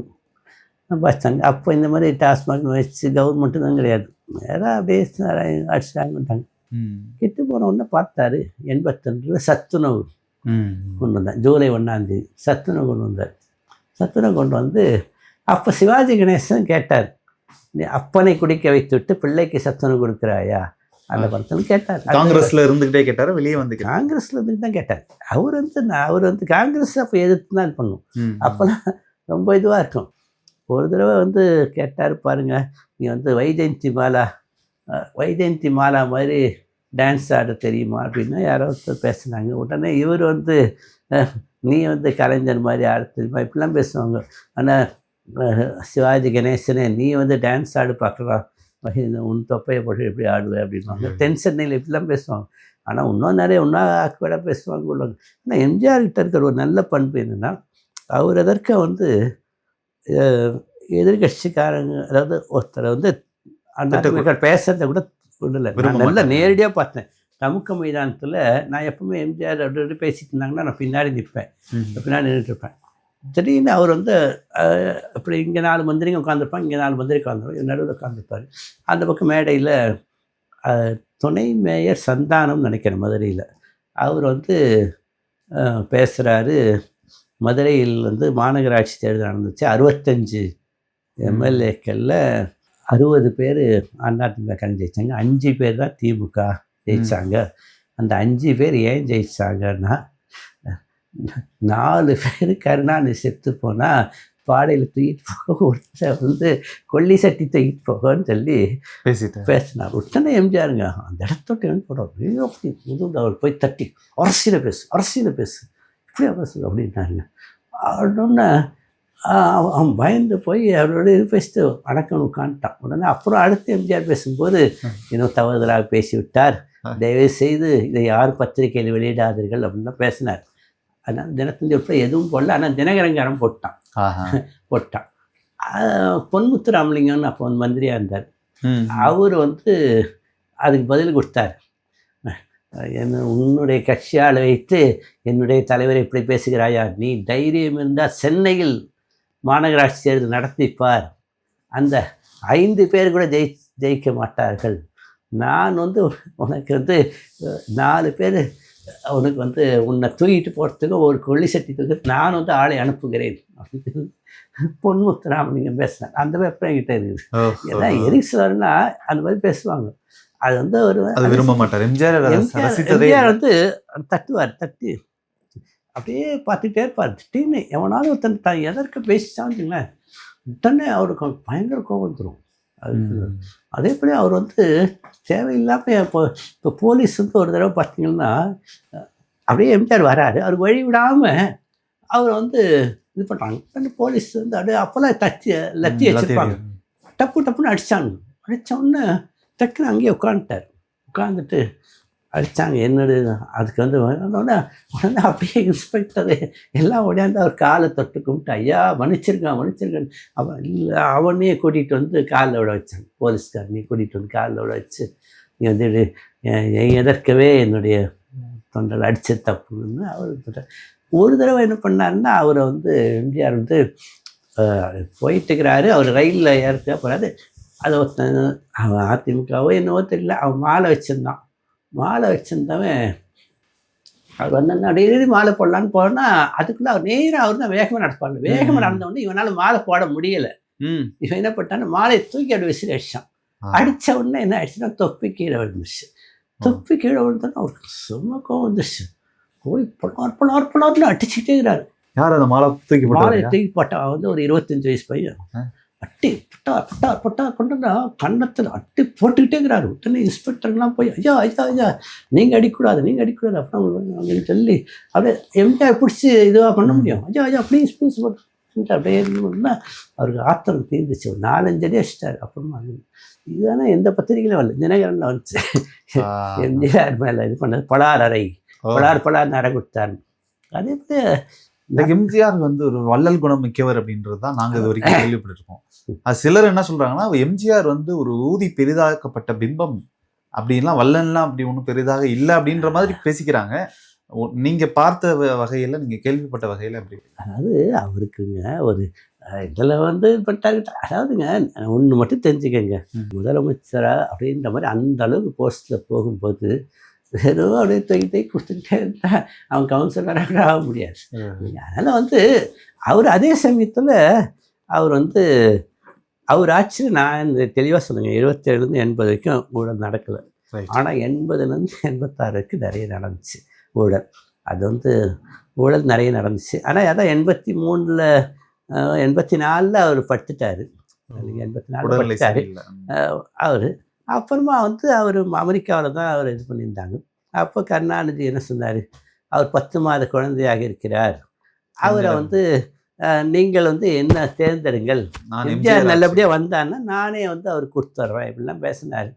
ஆனாலும் நல்லா இது பண்ணாங்க. ஆர்.எம். வீரப்பன், ஜெயலலிதா, ஆர்.எம். வீரப்பன் தமிழ்நாடு முழுக்க அந்த ஒருங்கிணைச்சி கொண்டு நல்லா பண்ணார். ஜெயலலிதா முழுக்க தமிழ்நாடு முழுக்க பிரச்சாரம் பண்ணாங்க, ஜெயிச்சிட்டாங்க. ஆனால் கடைசியில் ஹண்டே தான் கொண்டு போய் காப்பாற்றினார் இல்லைங்க. ஹண்டே இந்த இடத்துல உங்களுக்கும் முன்னாள் அமைச்சர் திரு காளிமுத்து அவர்களுக்கும் உண்டான அந்த நட்பு பற்றி? காளிமுத்து வந்து அதாங்க, நான் போய் சர்க்கிட் ஹவுஸில் நின்றுட்டு இருப்பேன். அது ஒரு தடவைலாம் கூட சைக்கிள் அடிப்போம். நான் அப்போல்லாம் ஞாயிற்றுக்கிழமை வண்டியூர்னு ஒரு இடம் இருக்கும் மதுரையிலேருந்து. அந்த வண்டியூருக்கு நான் சைக்கிள்லேயே போய் இந்த சத்யசாய்பாபாவோட இதுக்கு வந்து போவேன். திடீர்னு அந்த காலையில் ஒரு 6:30 மணிக்கு நான் எழுந்து அப்படியே போகும்போது அவர் பார்த்தா அவர் சர்க்கிட் ஹவுஸ்லேருந்து நடந்து வருவார். நடந்து வந்தோடனே நான் டக்குன்னு சைக்கிளை விட்டு இறங்கிடுவேன். இறங்கிட்டு அவர் கூடவே நான் சைக்கிள் தள்ளிட்டு அப்படியே போயிட்டே இருப்பேன். அவர் வந்து கேகே நகர் தாண்டி அந்த பக்கம் வீட்டுக்கு போயிடுவார். உங்களுக்கு என்ன வயசு இருக்கு அப்போ? அப்போ என்ன எனக்கு வந்து 18 19 வயசில் 18 வயசுலேருந்து கல்லூரி படிக்கிற. ஆமாம், ஒரு இடத்துல வாரத்துக்கு ஒரு முறையாவது பார்த்துருவேன் அவரை. பார்த்துருவேன். அப்புறமா எங்களது வக்போர்டு காலேஜில் நான் படிச்சுட்டு இருந்தேன். அப்போ நான் அந்த மாணவர் அணிக்கு தலைவராக இருந்தேன். அப்போ வந்து காளிமுத்தை கூட்டிகிட்டு வந்தேன். வந்தோடனே அவர் வந்து நான் எங்கள் பிரின்ஸிபால்கிட்டயே கேட்டேன். அப்போது அவர்கிட்ட கேட்ட உடனே அவர் வந்து சரி பேசுப்பாருனார். நான் மாணவர் சார்பில் நான் முதல்ல பேசினேன். பேசும்போது என்ன பண்ணிட்டேன்னா, அவர் மீட்டிங்க்கு நான் போயிட்டே இருப்பேன். அவர் மீட்டிங்க்கு எல்லா மீட்டிங்கும் போயிடுவேன். அவர் வந்து மனிதனுக்குரிய 100 சிறப்புகள்னு சொல்லுவார். அந்த 100 சிறப்புகளை நான் என்ன பண்ணிட்டேன்னா கிடுன்னு அப்படியே சொல்ல அப்போ அந்த டேப்பில் இருங்க முதல் ஒரு 10 எழுதிடுவோம். அப்புறம் அவர்கிட்ட போய் சர்க்கிட் ஹவுஸில் போய் சொல்லுங்க கேட்டு எழுதிடுவேன். எழுதிட்டு நான் அப்புறமா போய் அப்புறமா வந்து குறிஞ்சி பாட்டுகள் 99 மலர்களை சொல்லுவார். அதை வந்து எனக்கு குறிஞ்சி பாட்டு புக்கு இருக்கிறது தெரியாது. அவர்கிட்ட போய் கேட்டுக்கொண்டு அவர் சர்க்கிட் ஹவுஸில் இருக்கும்போது அப்படியே போய் ஒரு பேப்பர் எடுத்துகிட்டு போய் எழுதிட்டு அங்கேயே மனப்பாடம் பண்ணிட்டேன். தமிழ் மொழிக்குரிய 40 சிறப்புகள்னு சொல்லுவார். அதையும் அவர் சொல்ல சொல்ல நீங்கள் குறிப்புகள் எடுத்துக்கிட்டீங்க. அப்போ சொல்ல ஒரு 10 தான் எழுத முடியும். அப்புறம் சர்க்கியூட் ஹவுஸில் போய் நின்று கொண்டு எழுதிட்டேன். சர்க்கியூட் ஹவுஸ் சர்க்கியூட் ஹவுஸ்ன்றது அந்த அதுதான் சர்க்கியூட் ஹவுஸ் தான் அங்கே அரசு மாளிகை. அது அரசு விருந்தினர் மாளிகை. அது அப்புறம் இவரை கூப்பிட்டு வந்தேன். கரெக்டாக தேதியோடு சொல்கிறேன். 1900 அக்டோபர் 21 1982 அன்னைக்கு மதுரையில் வக்போர்ட் காலேஜில் கூப்பிட்றேன். பிரின்ஸ்பால் எல்லாம் காதர் மஸ்தான் கூப்பிட்றாங்க. நான் மாணவர் ஒரு 5 நிமிஷம் பேசுறதுக்கு வாய்ப்பு கேட்டேன். பேசும்போது நான் என்ன பண்ணிட்டேன்னா இவர்த பூரா பேசிட்டேன். மனிதனுக்கு 100 சிறப்புகள் உள்ளதுன்னு சொல்லிட்டு கூட சொல்லிடுவேன். அடக்கமுடைமை, அருளுடைமை, அறிவுடைமை, அமைதியுடைமை, அழகுடைமை, அன்புடைமை, அனுபவமுடைமை, ஆக்கமுடைமை, ஆதரவுடைமை, ஆர்வமுடைமை, ஆற்றலுடைமை, இரக்கமுடைமை, உயர்வுடைமை, உறுதியுடைமை, உழைப்புடைமை, ஊக்கமுடைமை, எண்ணவுடைமை, எழிலுடைமை, எழுச்சியுடைமை, ஒழுக்கமுடைமை, கட்டுப்பாடுடைமை, கண்ணியமுடைமை, கருத்துடைமை, கல்வியுடைமை, கலையுடைமை, குணமுடைமை, குறுக்கோடுமை, கொள்கையுடைமை, கோட்பாடுடைமை, சக்தியுடைமை, சாதனையுடைமை, சிந்தனையுடைமை, சிறப்புடைமை, செல்வமுடைமை, செல்வாக்குடைமை, ஞானமுடைமை, தியாகவுடைமை, தொண்டுடைமை, நட்புடைமை, மதிப்புடைமை, மொழிப்பற்றுடைமை, லட்சியமுடைமை, வணக்கமுடைமை, வளமுடைமை, வீரமுடைமை, வெற்றியுடைமை சொல்லி முடித்தோம்னா அவர் எல்லாரும் கை தட்டினாங்க கொண்டாங்க. அவர் ஏடா நம்ம சொல்ல நினச்சதை அவர் சொல்லிட்டார். அடுத்தது குறிஞ்சி பாட்டில் 99 மலர்கள் இருக்கின்றன்னு சொல்லிட்டு மனுசங்காந்தல் அம்பல் அணிச்சம் தன்கை குழி குறிஞ்சி வச்சு செங்கோடு வேரி தேமா மணிச்சிகை உறுதி நாடு அவை தொத்து உந்தூர் குவிரம் எரிபுரை எடிடும் சொல்லி குவிரமடவனம் ஆகி வான்புன் குடசம் பை நீங்குவானில் பல்லிருங்கன்றா அப்படி மணி பூங்கோங்கம் போதும் 99 மலர்கள்னு சொன்னேன். சொன்ன உடனே அவர் எல்லாம் கை தட்டுறாங்க. அவருக்கு அப்புறமா தமிழ் மொழிக்குரிய 40 சிறப்புகள்னு சொல்லிட்டு அருமை, அனிமை, இனிமை, உண்மை, கனிமை, கீழ்மை, கேண்மை, வன்மை, வலிமை, வலிமை, முழுமைன்னு சொல்லிட்டு சொன்னேன். இதுன்னு அப்புறமா இதெல்லாம் சொன்ன உடனே அவர் முதல் நூற்றாண்டில் தோன்றியது, 20ஆம் நூற்றாண்டில் தோன்றியதுன்னு சொல்லிட்டு வரிசையாக முதல் நூற்றாண்டில் தோன்றிய இலக்கியங்கள் 20ஆம் நூற்றாண்டு அதுவும் சொன்னேன். சொல்லி முடிச்சுட்டு அனைவருக்கு நன்றின்னு சொல்லிட்டு உட்கார்ந்த உடனே அவர் அடுத்து அமைச்சர் அவர்கள் பேசுவார்கள்னு சொல்லிட்டு அறிவித்தாங்க. அவர்லாம் அவர் சொன்னார் பாருங்கள், இன்றைக்கே என் காதில் ஒலிச்சிட்டு இருக்கு. தம்பி வெற்றிவேல் அவர்கள் பேசிய பிறகு நான் பேச வேண்டுமா என்று யோசிக்கிறேன். இருந்தாலும் பேசாமல் போனால் நீங்கள் சும்மா விட மாட்டேன்றீங்களேன்னு சொல்லிட்டு. ஆனால் அவருக்கு இந்த கடமை செய்யும்போது நிறைய அவர் வச்சுருப்பார். அவர் நான் மனிதனுக்குரிய 100 சிறப்புகளை அவர் சொல்லிவிட்டார். நான் எதுக்கு திரும்ப சொல்கிறது? குறிஞ்சி பாட்டில் 99 மலர்களை தம்பி வெற்றிவேல் பேசிய பிறகு நான் எப்படி பேசுவது அப்படின்னு சொல்லிட்டு சும்மா என்னை ரொம்ப உயர்த்தி பேசிட்டு அப்புறமா அவருக்கு நிறைய தெரியும். இதெல்லாம் சிலப்பதிகாரத்தில் இதெல்லாம் சொல்லிட்டு அவர் ஒரு அரை மணி நேரத்துக்கு பேசினார். பேசிட்டு வணக்கம் சொல்லிட்டு போனோம்னா ஐயா என்ன எல்லாம் பேசுகிறேன், நீ எப்போவுமே அதிமுக மேடையில் வா, நீ என்ன மீட்டிங்லாம் வாடினார். அதை எப்போவுமே நான் போயிடுவேன். போயிட்டு அங்கே பேசுகிறேன் இங்கே பேசுகிறேன் டக்குன்னு போய் முன்னாடி அந்த தம்பி ஒரு 5 நிமிஷம் பேச விடணுவாங்க. செஞ்சுட்டு அவ்வளோதான் போயிட்டு நான் ஏதோ ஒன்று பேசுவேன் கூட, எம்ஜிஆர் பற்றிலாம் பேசுவேன் கூட. இப்படியே தான் இருந்துச்சு. அதிமுக மேடைகளில் அப்போ நிறைய பேசிக்கிட்டே இருந்தேன். கடைசியில் பார்த்தா இருந்துச்சு. அப்புறம் இங்கே வந்துட்ட பிறகு கிடைச்ச பர்சவாக்கத்தில் இருந்தேன். அப்புறம் சபாநாயகர் ஆனார். சபாநாயகர் ஆன பிறகு நான் ஒரே ஒரு முறை தான் இங்கே பர்சவாக்கத்தையும் இங்கே கூட்டத்தில் பார்த்தேன். அப்புறம் நான் இன்னொரு இடத்துலையும் அந்த தமிழ் வளர்ச்சித்துறை சார்பு தேவனைய பாவனூர் விழா அது பார்த்தேன். அப்போல்லாம் போவேன், போய் உட்காருவேன். உட்கார்ந்த உடனே இந்த தம்பி நல்லா இருக்கியான்ட்டு காளிமுத்து பார்த்து கேட்பார். ஒன்று தமிழ் குடிமகன் இருப்பார். அவர் அவர் தான் என்னுடைய ஆசிரியர். இவர் என்னுடைய மாணவர். அப்படியா, நீங்கள் அவருடைய மாணவராக நீ சொல்லவே இல்லையார். அதுக்குள்ளே சுபாண்ணாமலைன்னு இருப்பார். அவர் தேரத பிரின்ஸ்பல். இவர் என்னுடைய மாணவர். உங்ககிட்ட அவர் படிக்கவே இல்லையேன்னு. இது மாதிரி இப்போ எல்லா கூட்டத்திலையுமே நான் பார்க்கறதுனால சாரன் பார்ப்பேன், என்னுடைய மாணவர்னுவார். ஐயா உங்கள் மாணவர் கிடையாது, ஐயா நீ அப்படி எல்லாம் அப்படியே பேசிவாங்க கொள்வாங்க. அந்த மாதிரி இருக்கும். அது எதுக்கு சொல்ல வரேன்னா, எல்லா அப்போ புகழோடு தான் இருந்தேன் கொண்டேன். இவங்க தமிழச்சி தங்க பாட்டியெல்லாம் என் செட்டு தான். அவங்க 62 பிறந்தவங்க.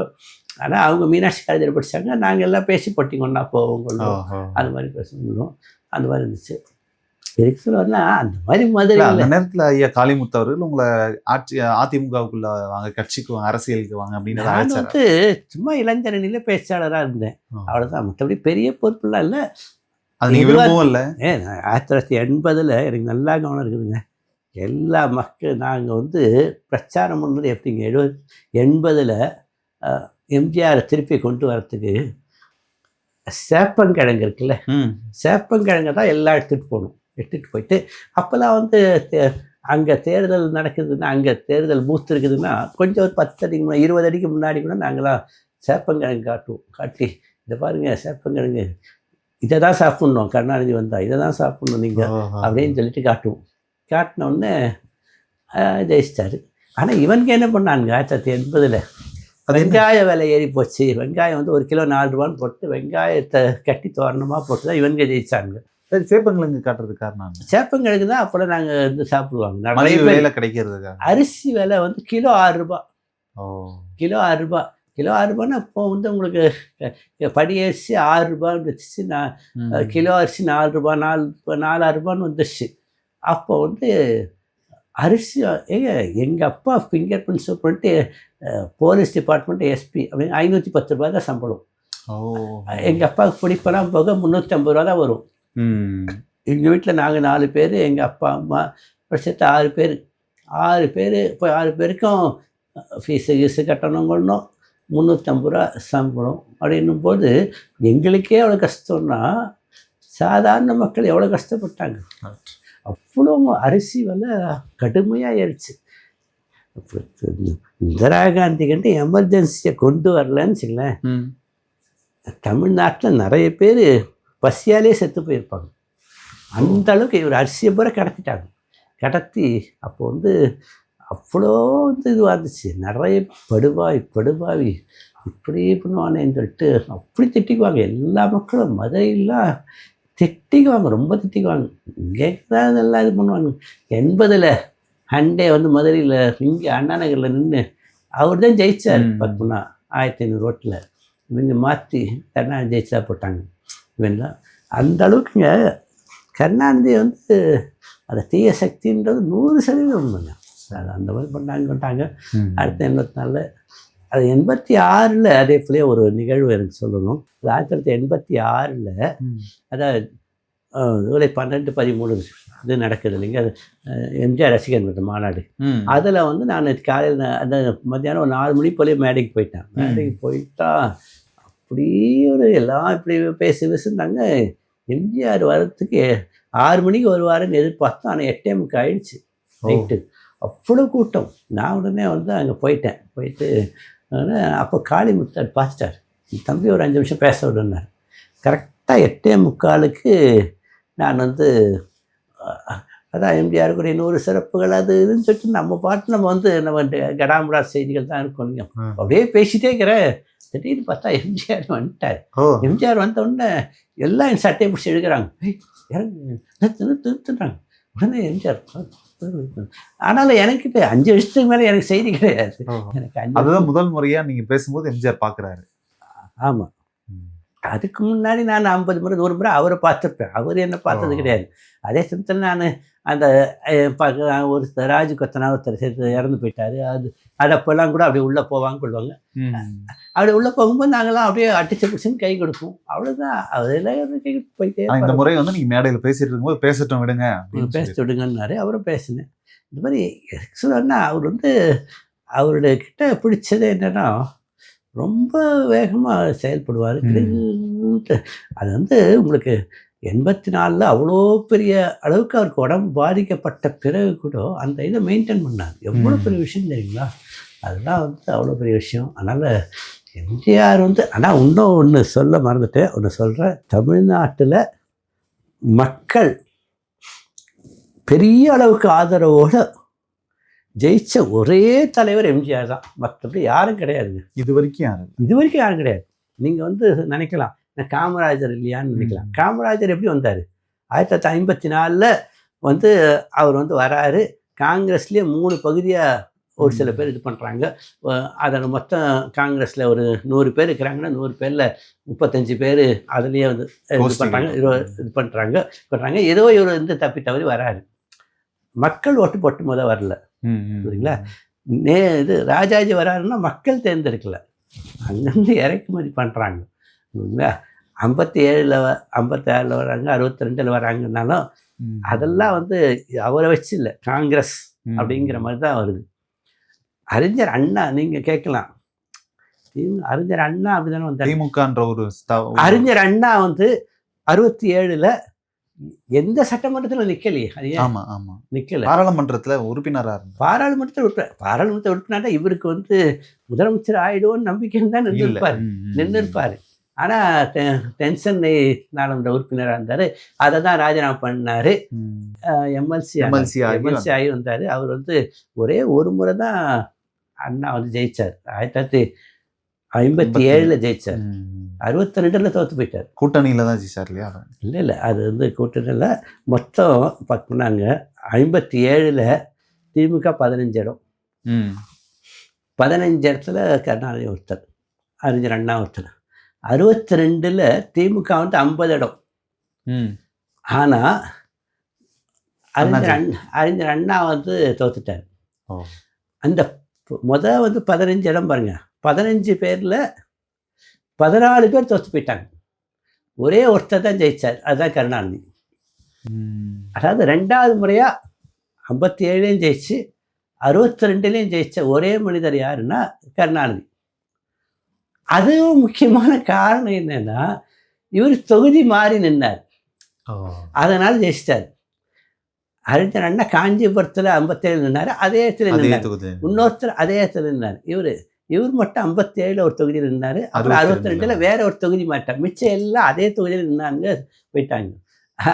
எல்லாம் வந்து ஒரு தொகுதியில் 5 வருஷம் நின்னான்னா அவன் என்ன நீ எல்லாம் என்னடா பண்ண போடான்னுவான்.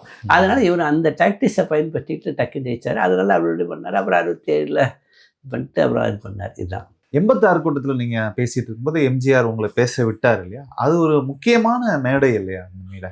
ஆமாம்மா, அது வந்து பார்க்கணும்னா ஜூலை 1986 ஜூலை 12, 13 2 நாளும் மதுரை ரேஸ்கோர்ஸ் மைதானத்தில் பெரிய அளவுக்கு அகில இந்திய உலக எம்ஜிஆர் ரசிகர் மன்றத்தோட மாநாடு நடக்குது. அந்த மாநாட்டில் எம்ஜிஆர் வந்து நிறைவு உரை 86ல் நைட்டு 11 மணிக்கு தொடங்குறாரு. 11 மணிக்கு தொடங்கி ஒரு அரை மணி நேரத்துக்கு பேசினார். அந்த விழாவில் தான் நான் வந்து ஒரு 5 நிமிஷம் பேசினேன். அது 5 நிமிஷன்றது அவர் வந்து பார்க்கணும்னா 6 மணிக்கு அந்த மேடையில் வந்து எல்லாம் பேச தொடங்குவாங்க அப்படின்னு சொன்னாங்க. சரிட்டு 6 மணிலேருந்து சும்மா சாதாரண வட்ட செயலாளர் அந்த செயலாளர் இந்த செயலாளர் எல்லாரையும் பேச வச்சுட்டாங்க. எம்ஜிஆர் வருகிறார்னு சொல்லிக்கிட்டே இருந்தாங்க. ஆனால் எம்ஜிஆரை பார்த்தா வரவே இல்லை. ஆனால் அப்போ வந்து அந்த சர்க்கிட் ஹவுஸில் பெரிய அளவுக்கு ஒரு பிரச்சனை நடந்திருக்குதுன்றதை உணர்ந்துட்டேன். எப்படின்னா அவர் எம்ஜிஆர் வந்து கரெக்டாக 8:45 வராரு.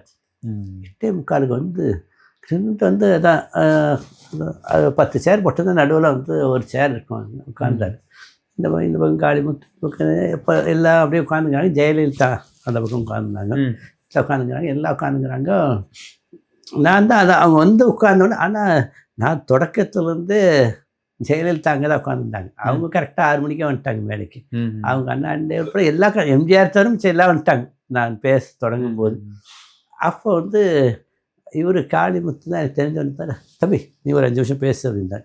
ஏன் அவர் பேசுன்னு சொல்லிட்டாருன்னா, கூட்டம் வந்து எல்லாம் எம்ஜிஆர் கத்துறாங்க.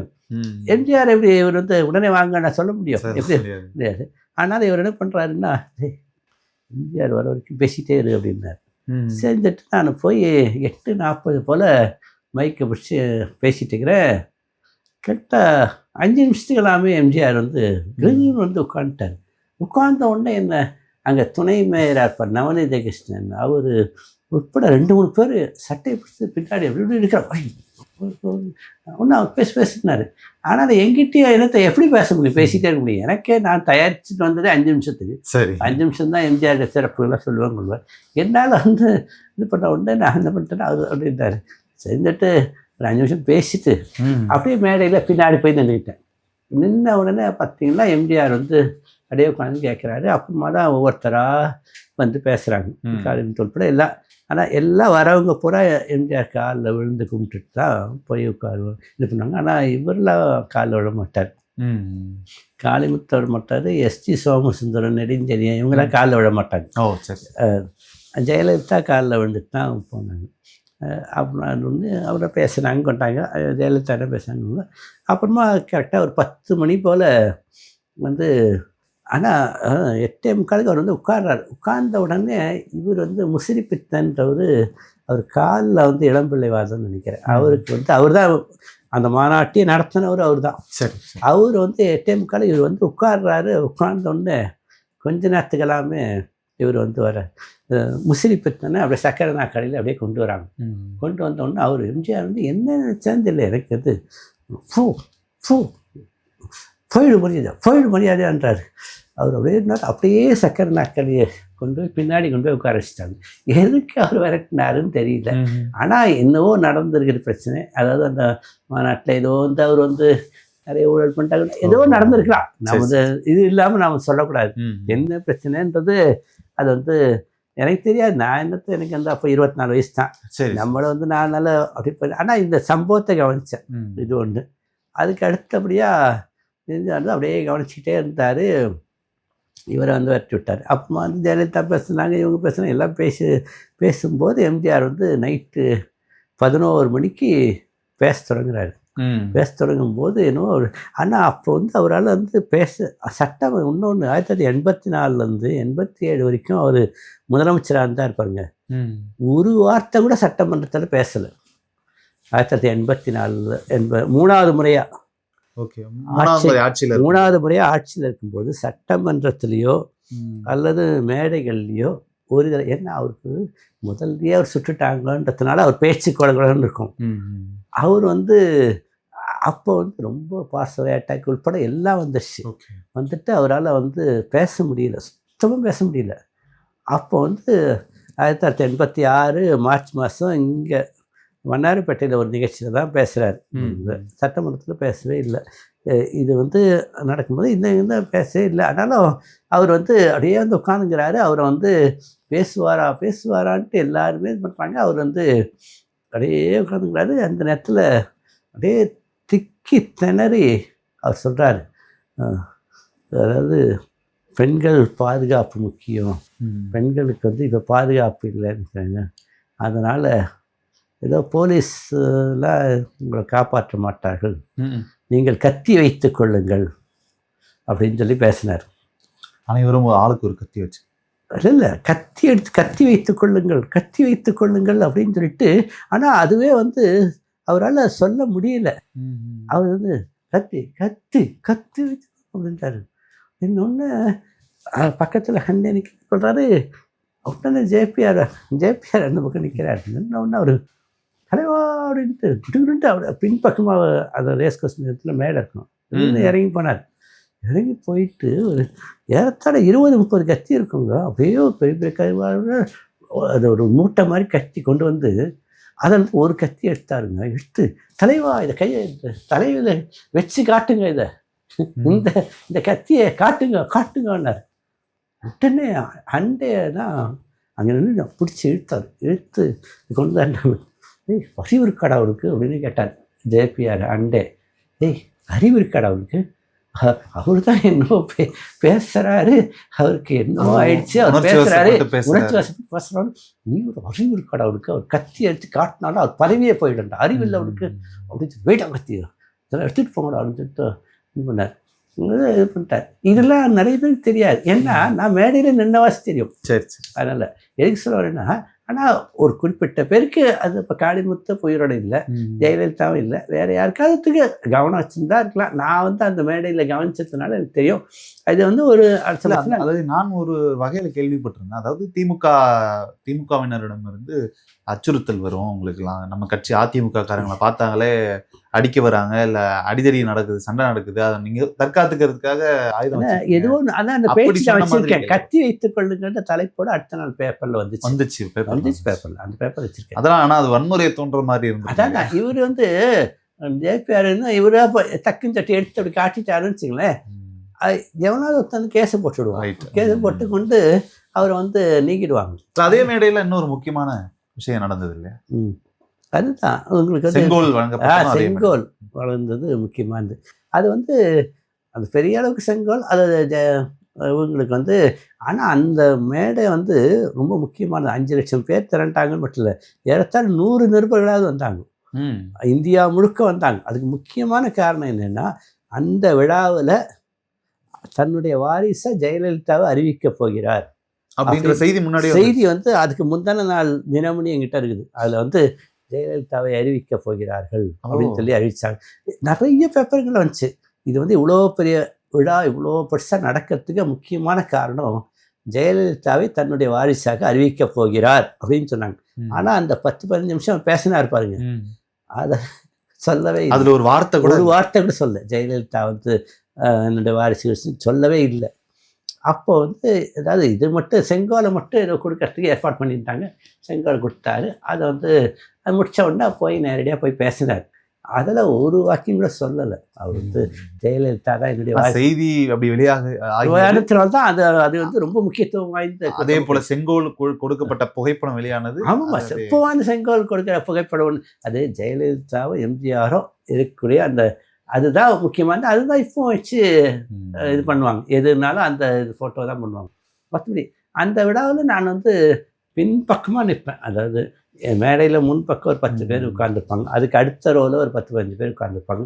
அதுக்கு அடுத்தது ஒரு 10-15 பேர் உட்காந்துருப்பாங்க. அண்டே சேப்பியர் உட்பட எல்லாம் நாங்கள் வந்து 30-40 பேர் நிற்போம். அது 7th ரேஸ் கோர்ஸில். அதனால் நாங்கள் எல்லாம் பின்னாடி நின்றுட்டு இருப்போம். அது எதுக்கு சொல்லுன்னா, அந்த அளவுக்கு நான் எல்லாருமே அப்போ மேடையில் அங்கே மதுரையில் இருக்கிறவங்களாம் சொல்லிட்டாங்க, எவ்வளோ கூட்டத்தில் நீ எப்படி நீ வந்து மேடையில் போய் பேசிட்ட, நீ ஆச்சரியமாக இருக்குதுன்னுவாங்க பக்கத்தில். ஆனால் வந்து அது வந்து ஒரு ஆனால் இப்போ வந்து அந்த மாதிரி எதுவுமே இப்போ எடப்பாடி கூட்டத்தில் போய் பேசுறதுனால நான் பாருங்க, ஓ பன்னீர்செல்வம் இதுவும் பேசிடலாமா? ஓ பன்னீர்செல்வம் முதலமைச்சராக இருந்தார். அப்போ தான் அந்த கண்ணகி சிலையை வந்து எடுத்தாங்க கொண்டாங்க. அதாவது அதுக்கு ஒன்று இது பண்ண உடனே அவர் வந்து ஓ பன்னீர்செல்வம் முதலமைச்சர். அவர் சென்னை பல்கலைக்கழகத்தில் அதிமுக இது நடக்குது. கண்ணகி, அதாவது அது கண்ணகி சிலையை வந்து எடுத்தது சரியாது என்னவோ வந்து இந்த மாதிரி அங்கே கண்ணகி சிலையை எடுத்த தப்புட்டு அந்த பக்கம் பீச்சில் நடக்குது. இவர் வந்து ஓ பன்னீர்செல்வம் சுரதா வந்து அந்த மீட்டிங்கில் பேசுகிறாரு. நான் வந்து அந்த மீட்டிங் தொடங்கிறதுக்கு முன்னாடியே போயிட்டேன். முதல் வருஷத்துலேயே உட்காந்துருந்தேன். சுரதா வந்து சொன்னார், மேடையில் எனக்கு கூட்டிகிட்டு போய் நான் உட்கார வச்சிரு அப்படின்னாரு. உடனே செஞ்சுட்டேன். மேலே பார்த்தா ஓ பன்னீர்செல்வம், அவர் தான் முதலமைச்சர். அவர் அதுக்கு அடுத்தது அப்போ அந்த கண்ணகி சில பிரச்சனை வரும்போது அவர் தான் முதலமைச்சரா? அவர் வந்து அந்த ஆமாம் ஒரு 10 அவர் முதலமைச்சர். அதுக்கு அடுத்தது வந்து அவருடைய வந்து அது அவங்க காளிமுத்து அந்த விழாவில் இருந்தார். அப்புறம் அப்போ துணை சபாநாயகர் ஒருத்தர் இருந்தார், அவர் இருந்தார். இதில் வந்து ஆனால் உங்களுக்கு சுரதா வந்து கண்ணாபின்னான்னு பேசுவார், சரிங்களா? அவர் வந்து ரொம்ப, அதாவது அவர் மோசமான பேச்சாளர் யாருன்னா சுரதா தான். அது வந்து நிறைய பேருக்கு தெரியல. நான் வந்து அவர் கூடவே இருந்துக்கிறேன். அது வந்து பல நிகழ்ச்சிகள் கவனம் வருது. இதை மட்டும் முடிச்சுட்டு ஒன்று அதுக்கு ஒன்றா போகிறேன். இதை வந்து பேசும்போது அவர் வந்து அப்படியே சுரதாவே பேசிகிட்டே போனார். இது ஓ பன்னீர்செல்வம் இப்படியே உட்காந்துருப்பார். இப்படி உட்காந்துருப்பார். அவர் வந்து நீ முதலமைச்சர் ஆகிட்டு நல்லா உட்கார்றார், இந்த விழாவிலே அப்படி பேசுகிறாருங்க, அது உண்மை எப்படி இருக்காரு, நல்லா உட்காரு, உன்னை பற்றி ஒரு பத்திரிகை வந்துச்சா, உன்னை பற்றி ஒரு புக்கு எழுதி வந்துச்சான்னு வரல, புக்கு எழுதி அவனுக்கிட்ட காசு கொடுத்து புக்கு எழுத வைடா நீ அப்படி இப்படின்றாரு. அப்புறம் அதுக்கு அடுத்தது அப்படியே திரும்பி பார்க்குறார். பார்த்தா காளிமுத்து உட்காந்துருந்தார். காளிமுத்தை பார்த்து, பெரிய இந்த ஆள் பெரிய அறிவாளிவன், ஆனால் விட்டு சிந்திப்பான், அதனால தான் இவன் வந்து இப்படி உட்காந்துக்கிறான், இல்லைன்னா இவன் முதலமைச்சர் ஆகிருப்பான் அப்படின்ட்டு இருப்பாங்க. எல்லாம் அப்படியே ஒரு மாதிரி காளிமுத்துக்கு ஒரு மாதிரி அவர் எதை பற்றியும் கவலையப்பட மாட்டார். சொல்கிறதா அப்படி பேசிகிட்டே இருந்தார். அதுக்கடுத்து அந்த விபி துரைசாமி யாரோ ஒருத்தன் தான் துணை சபாநாயகர், அவரை வந்து பார்த்து இது பண்ணுறாரு. அவர் வந்து அப்படி பார்க்குறாரு. பார்த்துட்டு இதான் எங்கள் வீட்டு சென்னையில் படுத்து கிடந்தவன் அப்படின்றாரு. இப்படி எல்லாரையும் பேசுகிறாரு, கண்ணாவில் பேசிட்டு இது பண்ணுறாரு. எதுக்கு சொல்கிறேன்னா, அந்த விழாவில் நான் வந்து அவர் கூட்டிகிட்டு போய் மேடையில் போய் உட்கார வச்சுட்டு பின்னாடி ஒரு பக்கங்கள அங்கேயே வந்து மேடையில் கூட்டிகிட்டு போகிறேன். அந்நேரத்துக்கு வந்து அங்கே இருக்கிறவங்க வந்து ஒரு சில பேர், சார் புரோட்டோக்கால் படி சிஎம் வராரு, நீங்கள் வந்து மேடையெல்லாம் உட்காரக்கூடாது சார் அப்படின்னா.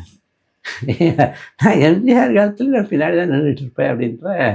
சார் அப்போ வேற இப்போ வேற புரியுதுங்களா அப்படின்ட்டாங்க.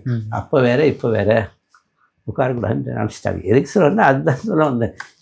ஓ பன்னீர்செல்வத்தை யார் இது பண்ண போகிறாங்க இல்லைங்க, அந்த மாதிரி பண்ணுவாங்க. அது ரொம்ப இது பண்ணுவாங்க ஒரு சில பேர் தட்டுலாம். எங்கள் இதிலே கவர்னர் வந்து அப்போ கவர்னர் பர்னால வந்தார்.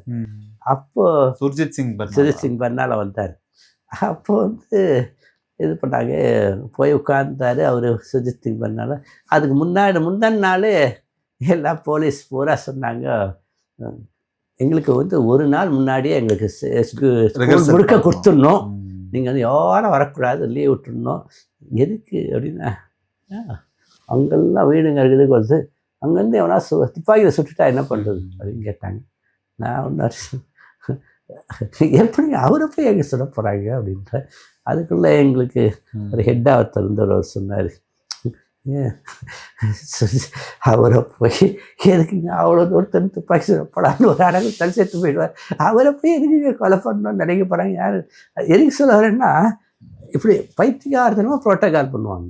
சரி அதோட இது வச்சு சரிங்க. பல நிகழ்வுகள். ஆனால் 1977 80 84 77 80ஆம் வருஷம் தேர்தலை அந்த நேரத்தில் நடந்த நிகழ்வுகளை பூரா புள்ளி உரமாக எல்லாம் தெரிஞ்சிச்சுன்னு வச்சுங்களேன்.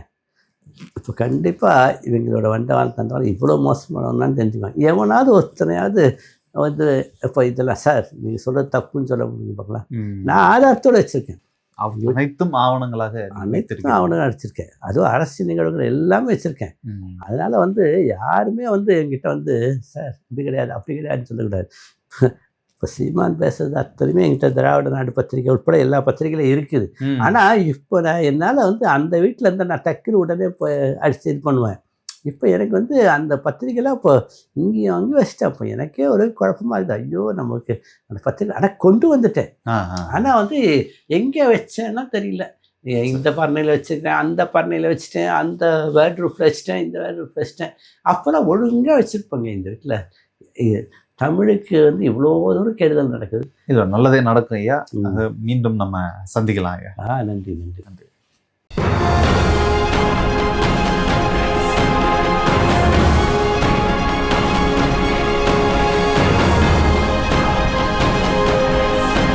தோழர் கி. வெங்கட்ராமன் அப்படின்றது தான் தமிழக அரசியல் களத்தில், இன்னும் சொல்லப்போனால் இடதுசாரி அரசியல் தலைமைகள் மத்தியில் முக்கிய ஒரு ஆளுமையாக இன்றும் பார்க்கப்படுகிறவர், பேசப்படுகிறவர். எங்கேருந்து நீங்கள் வரீங்க? தொடக்கம் எங்கே உங்களுக்கு? ஊர் எனக்கு தஞ்சாவூர். எனக்கு ஒரு 5.5 வயதாக இருக்கும்போது எங்கள் அப்பா இறந்துட்டார். மூத்தவங்க 2 பேர் அண்ணனுங்க, எனக்கு கீழே ஒரு தம்பி ஒரு தங்கை. அதுக்கு பிறகு எங்கள் அம்மா தான் எல்லாமே ஸ்ட்ரகிள் பண்ணி இப்படின்னு ஒரு பெரிய போராடி தான் சொல்லணும். எங்கள் அம்மா வந்து அப்பா இல்லாத பசங்க அப்படிங்கிறதுனால கடுமையான ஒழுங்கு கட்டுப்பாடுகள் உண்டு. இதுவரையிலும் என்னெல்லாம் அடிச்செல்லாம் அவங்க ஒன்றும் பண்ணது கிடையாது. அண்ணா அவர் அடிக்கடி குறிப்பிட்ட அந்த இது நான் பார்க்குறேன். திரும்பவும் வந்து பெற முடியாத ஒன்று அந்த பள்ளி காலம்னு சொல்லுவாங்க. அந்த காலகட்டத்தினுடைய லைஃப் ஸ்டைல் எப்படி இருந்தது? பள்ளி பருவத்திலேருந்தே எனக்கு வந்து அறிவியலில் ஆர்வம், சிரமமான அறிவியல்னு சொல்லக்கூடியது எல்லாமே வயதுக்கு மீறி நான் அதை படிப்பேன் வச்சுக்கேன். அது எனக்கு ஒரு ஆர்வம் உண்டு. இது செய்துலாம் பார்ப்பேன். நீங்கள் அந்த வீட்டிலேயே டிரான்சிஸ்டர் செய்கிறது, பேட்டரி செய்கிறது, இது மாதிரிலாம் பண்ணிட்டு ஏதோடு கொடுத்துட்டு இருப்பேன். ஹாபி என்னன்னா இன்னொன்று நீங்கள் கிரிக்கெட் விளையாடிக்கிட்டே இருப்பேன். கிரிக்கெட்டில் அந்த மாவட்ட அளவில் டீம்லலாம் நான் விளையாடிட்டு பள்ளி பருவ காலத்திலிருந்து நான் தொடர்ந்து தஞ்சாவூரினுடைய அந்த மைய லைப்ரரி, மாவட்ட மைய நூலகத்துக்கு முதல் 10 கையெழுத்துக்குள்ளே என்னுடைய கையெழுத்து இருக்கும். நான் வந்து தமிழ் வழியில் தான் தொடர்ந்து படித்தவன். ஆனாலும் ஒரு ஆர்வத்தில் நான் ஆங்கில புத்தகங்கள் படிப்பேன். அப்போவே? ஆமாம், வயசில் படிக்க ஆரம்பிச்சேன். ஆமாம், நான் 9வது படிக்கும்போது நான் ஆங்கிலத்தில் கவிதை எழுதியிருக்கிறேன். சங்கராச்சாரி வந்தாருன்னா எங்கள் வீட்டில் தங்குவார். ஜெயந்திரனுடைய கூட்டெல்லாம் பார்த்துட்டு தான் பிறகு சொல்லுவான், அவனை வந்து ஒரே வார்த்தை, அவன் நம்ம இல்லடா அப்படிதான் சொல்லியிருக்கான். ஏன்னா நான் வந்து 6வது படிக்கும் போது எனக்கு மிருதங்க அரங்கேற்றாங்க. நான் வந்து 11வது படிக்கிற வரையிலும் மிருதங்கம் கச்சேரிக்கெல்லாம் போயிட்டு இருந்தேன். நான் பாலமுரளி கிருஷ்ணாவுக்கு அக்கப்படி பண்ணியிருக்கிறேன். இப்போ நான் வந்து இப்போ இன்னை வரையில் வந்தேன்னா பொய்யே பேச மாட்டேன். உண்மை பேசாமல் கூட இருப்பேன், ஆனால் பொய் பேச மாட்டேன்.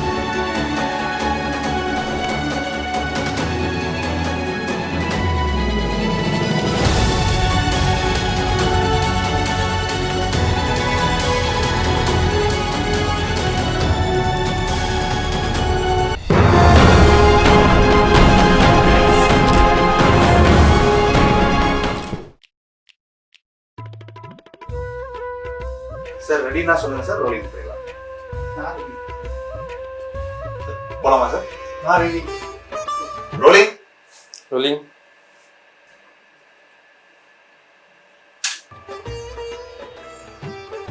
சார் ரோலிங் ஆகிட்டு இருக்கு, ஆரம்பிக்கலாம் சார்.